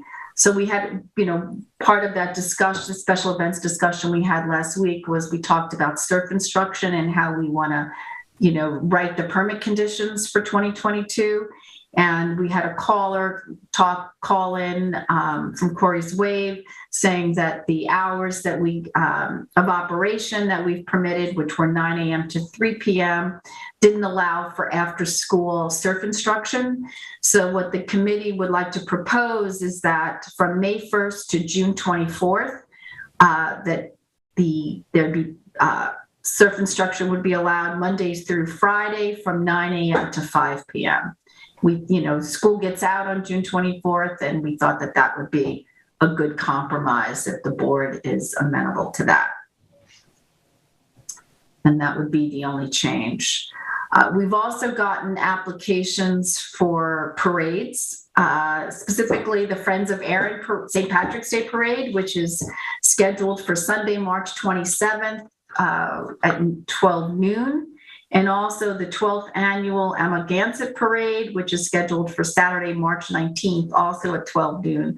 We're had reached out to see if there were any special guidance coming from the state or the county. There doesn't appear to be any, so I was looking to have a resolution on for the 17th to approve those permits. The chief has already been working, on with the folks at Friends of Erin and other state agencies for the big parade in Montauk. What's the date again, Kathy? So the Friends of Erin would be Sunday, March 27th at 12 o'clock. And the 12th annual Amagansett Parade would be Saturday, March 19th at 12. I believe Mrs. Behan is the Grand Marshal elected. She is. Nominee. Yeah. Congratulations to her. And then I just wanted to mention that there's a film crew in town. So the show is Three Women. It's from Possible Productions, which is Showtime. And they're back for a third time. They were here in October. They came back again in January, and now they're here. Yesterday was their prep day. They shoot today and tomorrow, and then they wrap up on Thursday. And this is their parking on Devon Landing Drive and the dead end of Abraham Landing Road, as well as Fresh Pond Park. We've permitted them to have a tent for catering purposes on the lawn at Fresh Pond. They have dumpsters at both locations and a bathroom trailer on Devon Landing Drive and in the Abraham's Landing dead end. The committee did not grant them permission to close off any area where they are shooting. The public will still have full access to the areas. There were a couple of folks that had called in when they shot last month, and our office reached out to them to just give them the heads up that they were shooting again. And one of the questions that came up is, what are they paying in fees? So when they shot in October, they paid $11,000. January shoot was $19,000 in film permit fees, and for this week was another $11,000. So we're talking we've collected $41,000 in fees for while they've been shooting this new show. And that's what I have for today, unless there's questions. Thank you, Kathy. David? Yes, thank you very much. Within the last week, the working group that we have for the affordable housing project on the 395 Panico met. We're going over our research and discussing how the property might be laid out, the next steps for that, what type of potential design restrictions might be in place to make sure that they may sustain itself as an affordable properties. And we're moving along with that pretty well. And we're on schedule, and I look forward to discussing that maybe with the board as we get some of our surveying and archaeological responses in. Maybe we can have that discussion in early April. Aspects of the town's committees and working group have met for different actions that we wanted to do for our beaches. Last week, I know Kathy discussed with the 88 beach mats. We have some conceptual designs for those beach mats in the locations that have been requested. We've also reached out to Natural Resources on that. I'll pass that around to the board this week for their review and comments. And if they like them, what we can do is we can start ordering up the equipment to get ready to be in place by the summer season. Those are the three locations adding on to would be Gin Beach and Maidstone on the bay side, and then also adding in Indian Wells too in Amagansett. Also, Gabriella Gallier, our wonderful legislative assistant here, is working with Marine Patrol in designing of new beach road end signage at our ocean beaches that we can coordinate with our current codes, using modernization there. Condensing the signage also over to sides in which it won't be visual pollution. I know we've talked about that, and I think we're on track to have that in place, designed, built, constructed, procured by the summer season also. I know we've been trying to work on that, and we're moving ahead very efficiently with that. I did take a meeting with the trustees of the South End Cemetery yesterday. Some who I knew, some who I did not. It was a nice discussion to one of the outline things we have to determine is responsibilities of ownerships and such. But it was nice to have that first discussion with them. I might have some more information for the board upcoming as an exit that we had it out of there. But it was nice to meet Mr. Brown, Mr. Osborne, and also Mr. Dayton, and too. As far as land management and the Napeague southern pine beetles infestation, as I mentioned last week, we're still waiting for the time frame in which the felling crews will be coming from the DEC. They're very much on the horizon. When I have that information, I will let the board know, just in case they feel any questions, because it will be a very visible action for individuals that might traverse that route at the Montauk on a daily basis. I did mention that to the Montauk CAC last night. That leads me into the Montauk CAC last night. It was a nice group meeting. The discussions surrounded two major points. The first one was talking about the Montauk CAC. We discussed it in January about working within what the Hamlet study of Montauk Hamlet study was, particularly objective number 4, to make pedestrian connectivity safer and working with any new potential parking restrictions. They had a subcommittee that assisted with the Hamlet studies that reviewed some potential parking restriction changes that Chief of Police and myself have been working on, and others. That would also include no parking for sightlines, adding on 2-hour parking in certain areas, in more of a business district, so there would be greater turnover. And the biggest one is to add in potential paid parking through kiosk and app use in certain right-of-ways in Montauk that are in front of some of them are already built, but some of them are in front of non-developed properties. It met with approval last night. Business community stakeholders were there. Steve Klimios being one of them. Others from the CAC, they are very supportive of it. They did put a motion forward for supporting the restrictions and the potential paid parking. I don't have it came out pretty quickly, so I'm waiting for the exact language. Either way, it passed with support of it. And I look forward to bringing that potentially to the town board, maybe even next week, to see, just to explain the potential changes that we might do, and just to have a nice town board discussion. This is something we've been looking at for a long time. We then moved on to the airport committee, gave a subcommittee report. They're very keen to the letters that we received from the FAA last week, and to the town's response to those letters also. And we made sure I explained that to the best I can to that committee, the subcommittee, and also to the CAC.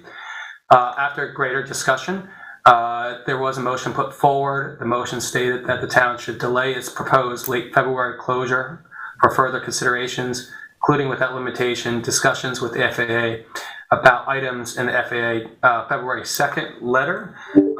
That did end up passing, but it passed with multiple abstentions and multiple no votes. So it wasn't unanimous on there by any means. But they did put that forward, and I'll get that off to the town board as we move. Primarily, there were some individuals that had concerns about the letter and the town was moving too forward, but based on my confidence that we're moving in the proper way, and also with educated views and a plan, they still wanted to move that forward, that motion forward.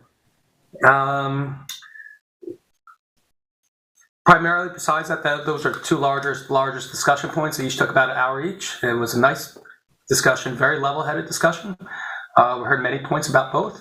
But that's all we did at the Montauk CAC last night, and with the understanding that a lot of these actions that are time constrained, as we have to get ready for summer, or have a very short window to enact right now. So that's what I have as my liaison report this week. If anyone has any questions, please just reach out to me or email me. It'd be great.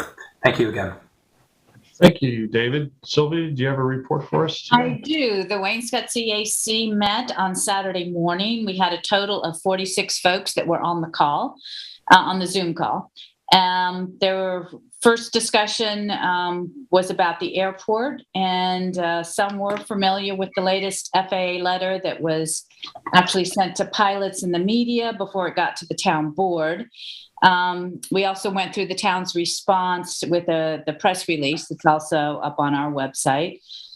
And there were questions. Most of the questions were centered around what types of changes the town board is considering to address noise frequency in the environment, which is really the details for the PPR that will be forthcoming.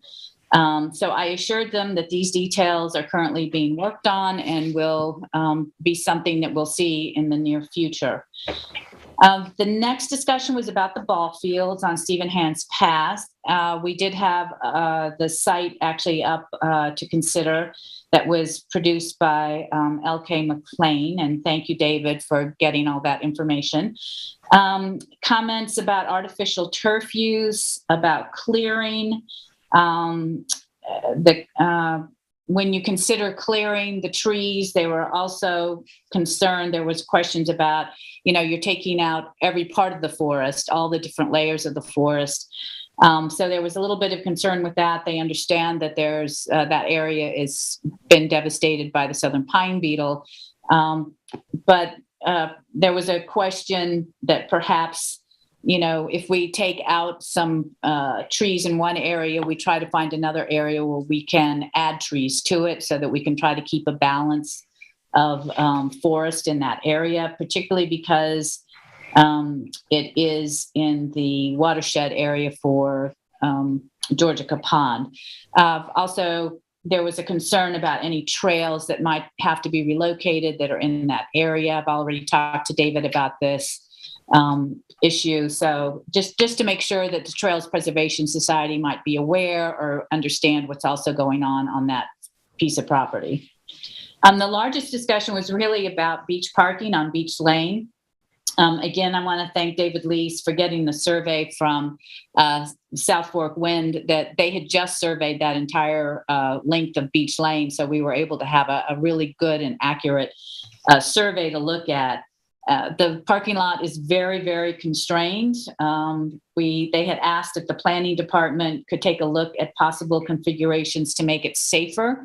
In so doing, it may lessen the number of cars that can park there, but there is a concern for safety in that area.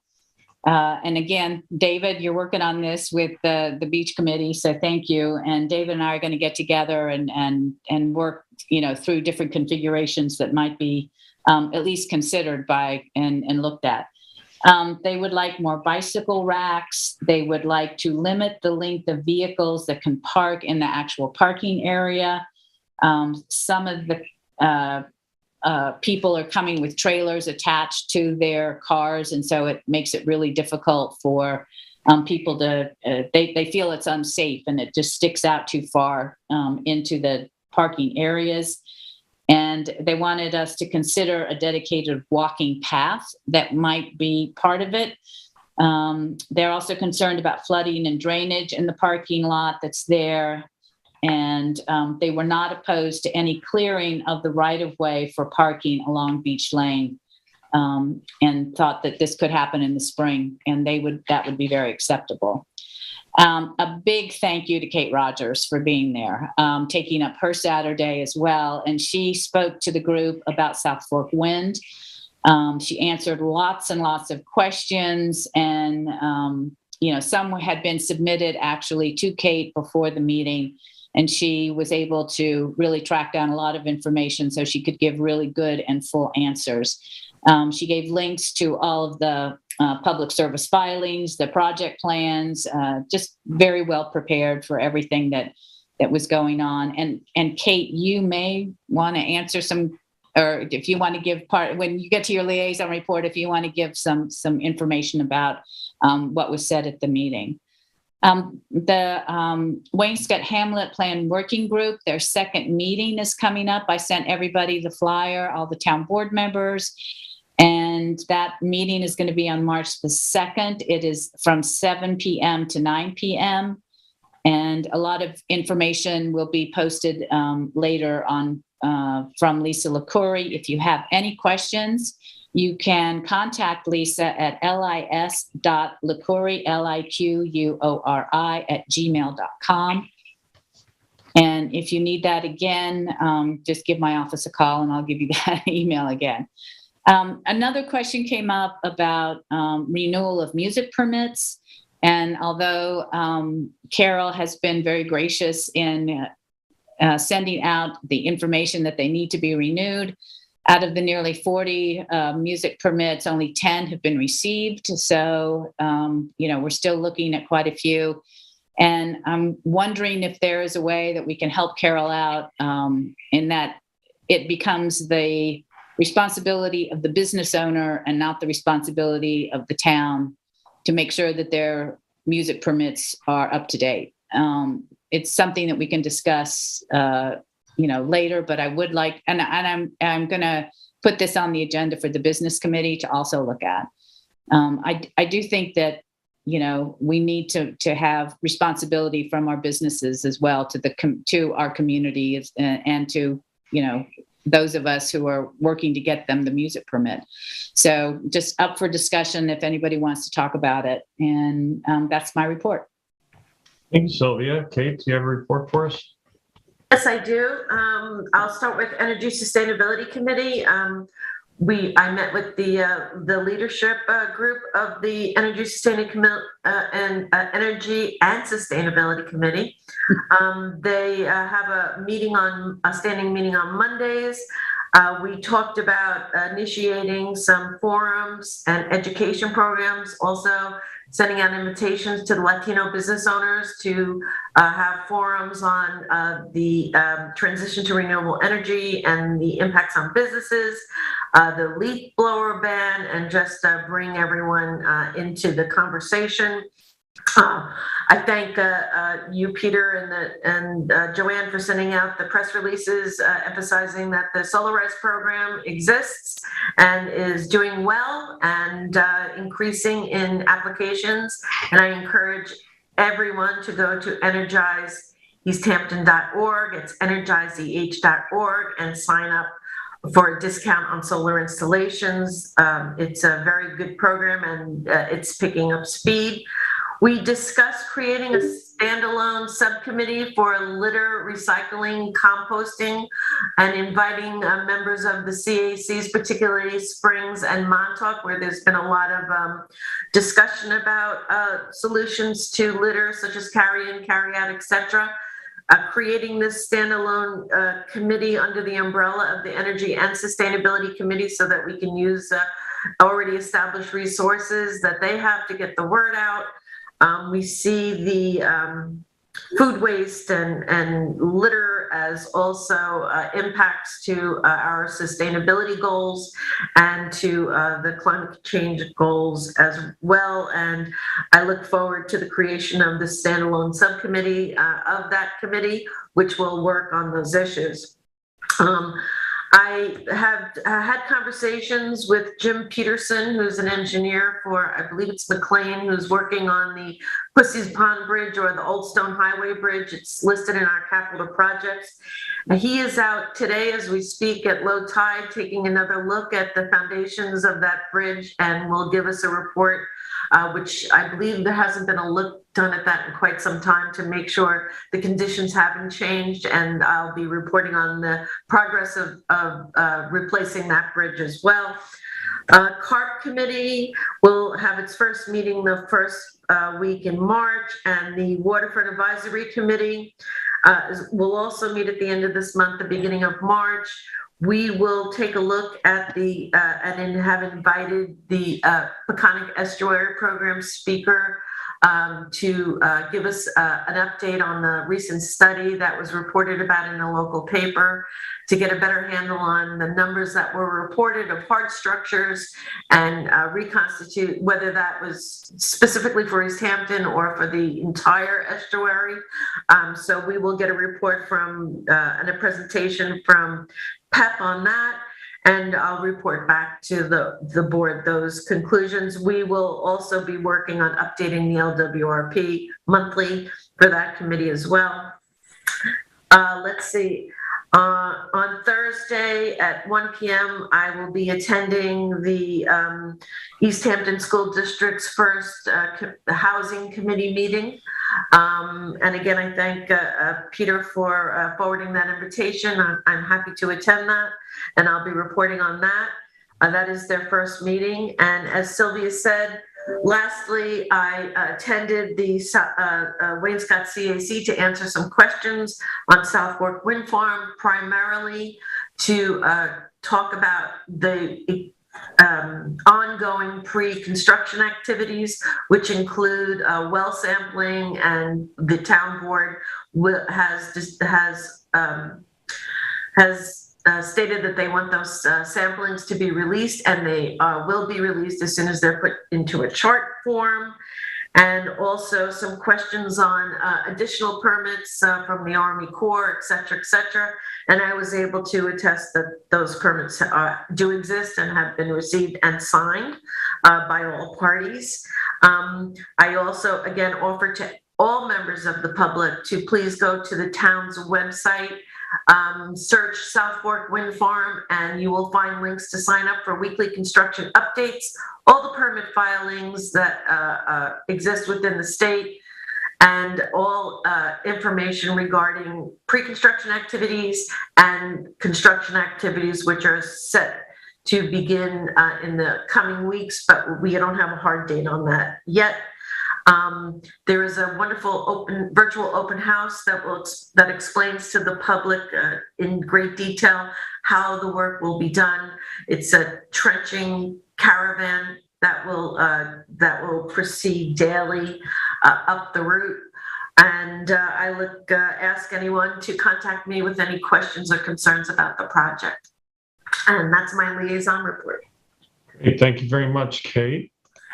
So we have, I'd like to start with an update on COVID situation. As you know, we reached the highest ever positivity rate the week ending of January 9th at 33.17% positive and 838 people tested. Those are very, very large numbers indeed. I'm happy to report there's been a steady and rapid decline of positivity rates within the town since that peak. And, you know, the last week when I reported, we were at 7.02% positivity and 171 people tested. The amount of people coming in to be tested has dropped off also. We're down now to 99 people last week being tested with a 4.04 positivity rate. You know, this is definitely the right direction. I think it's a cause of relief. People still should be cautious, but it appears that the numbers are continuing to decline. Let's make it happen. As a result of declining positivity and numbers of people looking to be tested, the testing site at 110 Stephen Hands Path, East Hampton Center for Humanity, have been reduced to 3 days a week, Monday, Wednesday, and Friday. Testing occurs from 9 a.m. to 5 p.m. We're also continuing to offer boosters and first shots here available at Town Hall. We have 3 more dates scheduled for February. Yesterday, we had a clinic here at Town Hall in the main meeting room. Those will continue on the following dates: February 10th from 9 to 4 p.m., February 16th from 9 to 4 p.m., and February 22nd from 4 to 8 p.m. And we're also working on getting access to supplies of free rapid tests, which we are looking to distribute in the community. We'll have information about that shortly. We do have the possibility of getting access to a number of these tests and would like to submit them to anyone who is looking for them. The Town Property Management Committee met yesterday. We had discussions about Brooks Park. Drew Bennett, who's doing engineering work there originally, is conducting an updated structural analysis this week with a report to follow by early next week. There was discussion about the Carl Fisher House management plan and license agreement with Montauk Historical. Number of different topics were discussed, including in-house caretaker and potential for offices for the Historical Society being stationed in the annex portion of the building. Boys and Girls Harbor, we had further discussion about that. We're in the stage of looking through pavilions that are on the state list so that we can acquire a structure sufficient to suit the needs of that property.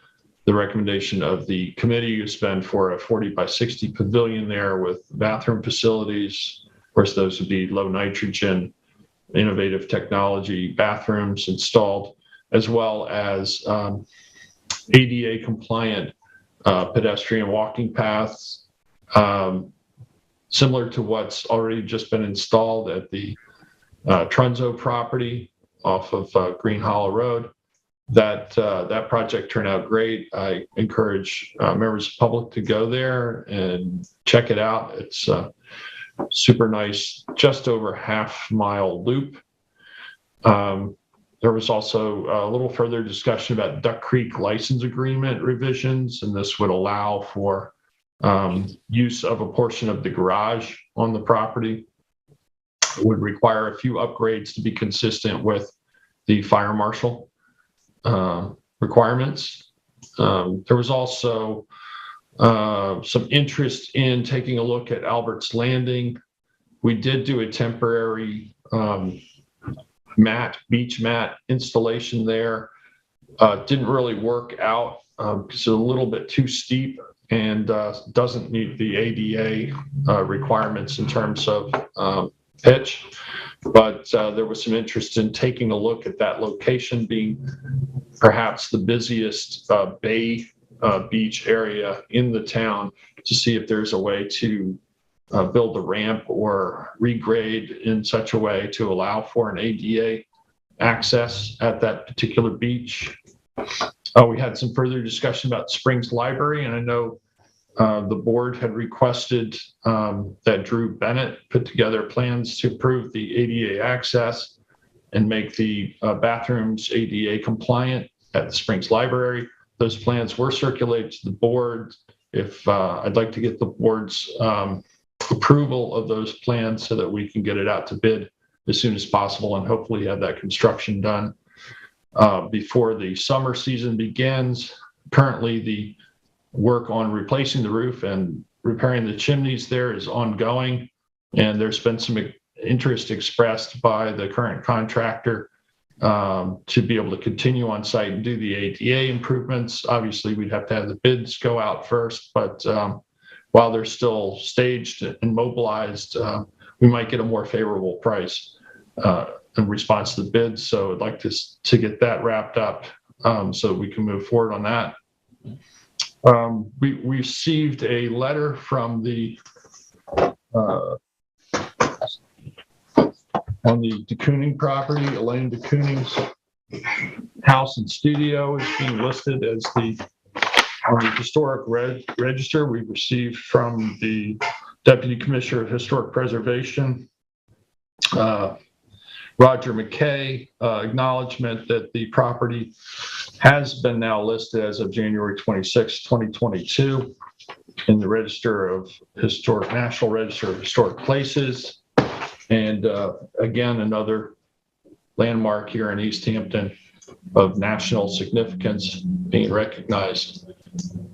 We received information today. Suffolk County Water Authority will be dealing with this water disruption issues on Jackson Street, Floyd Street between Accabonac and 3 Mile Harbor Road due to ongoing work there.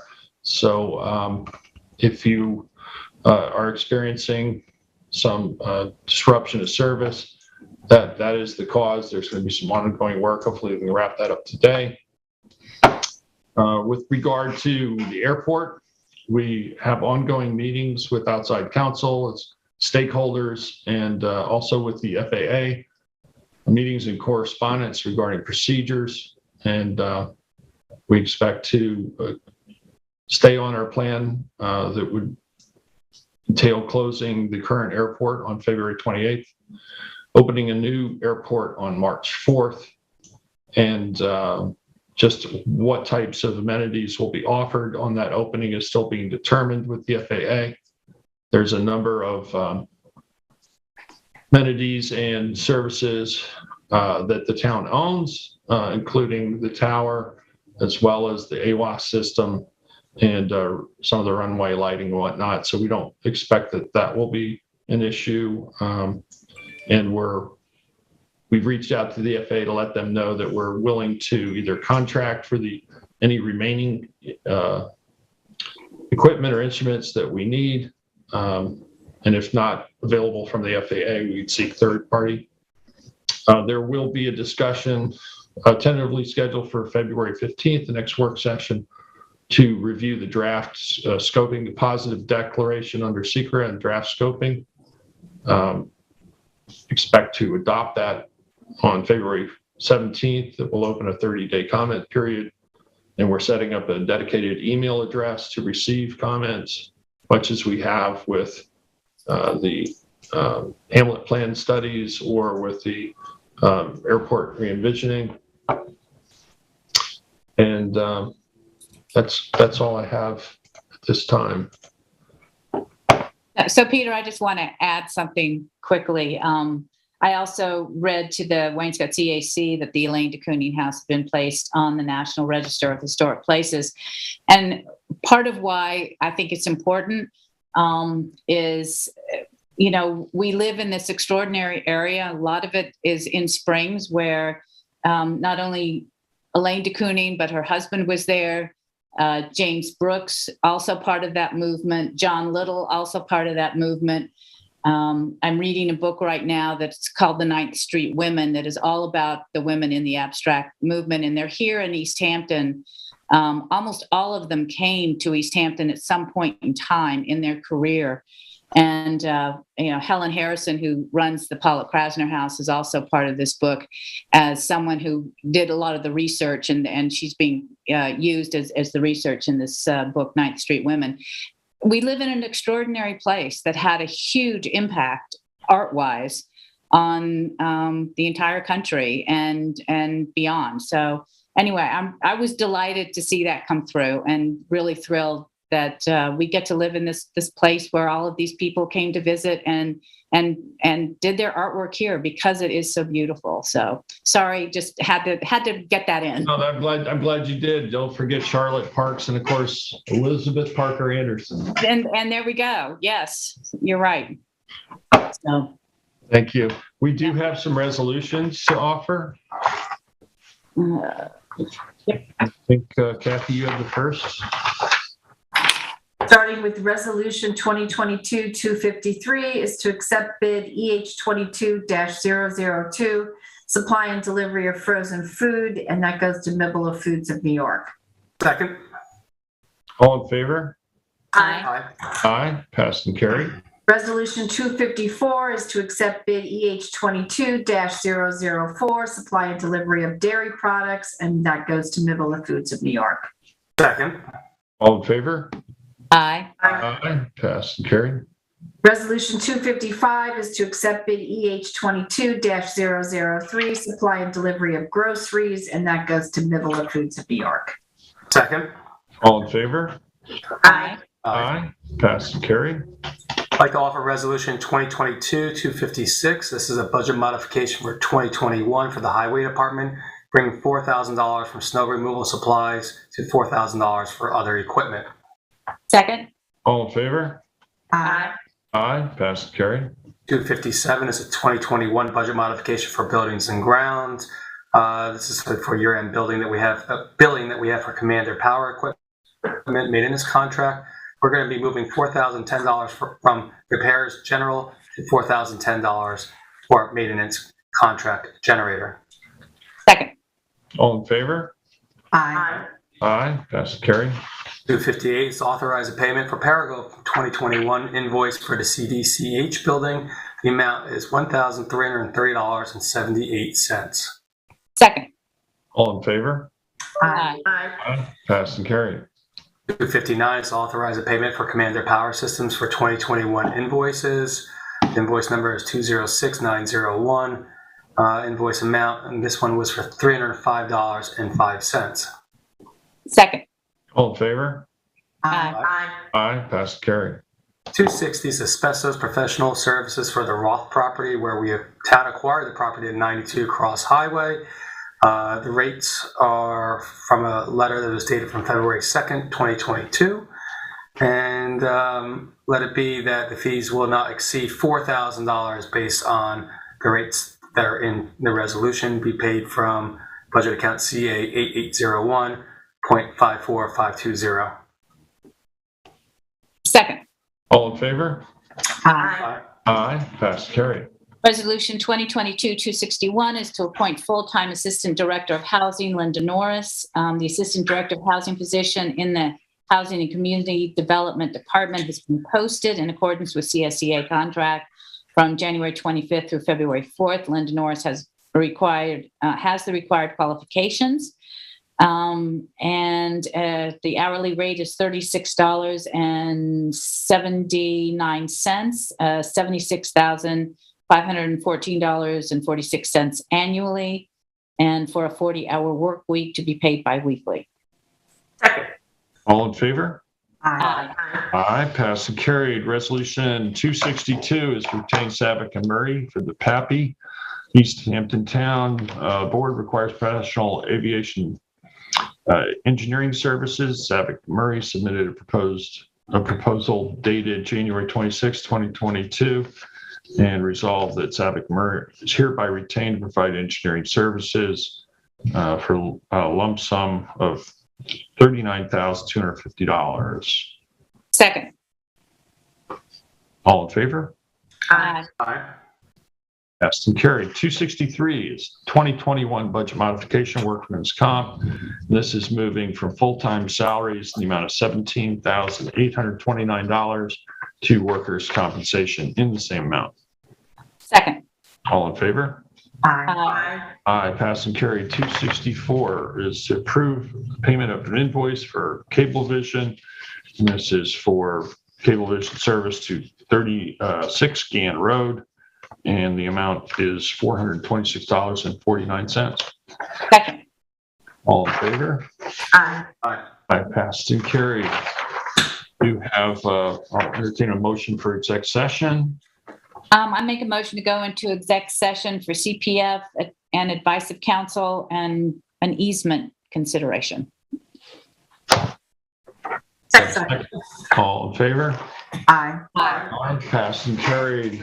Does the board want to take a break for lunch and then reconvene? That'd be great. See you at 2:00. Perfect. That work for everyone? Yep, Very that's good. great. Yes. Thank you. Hey,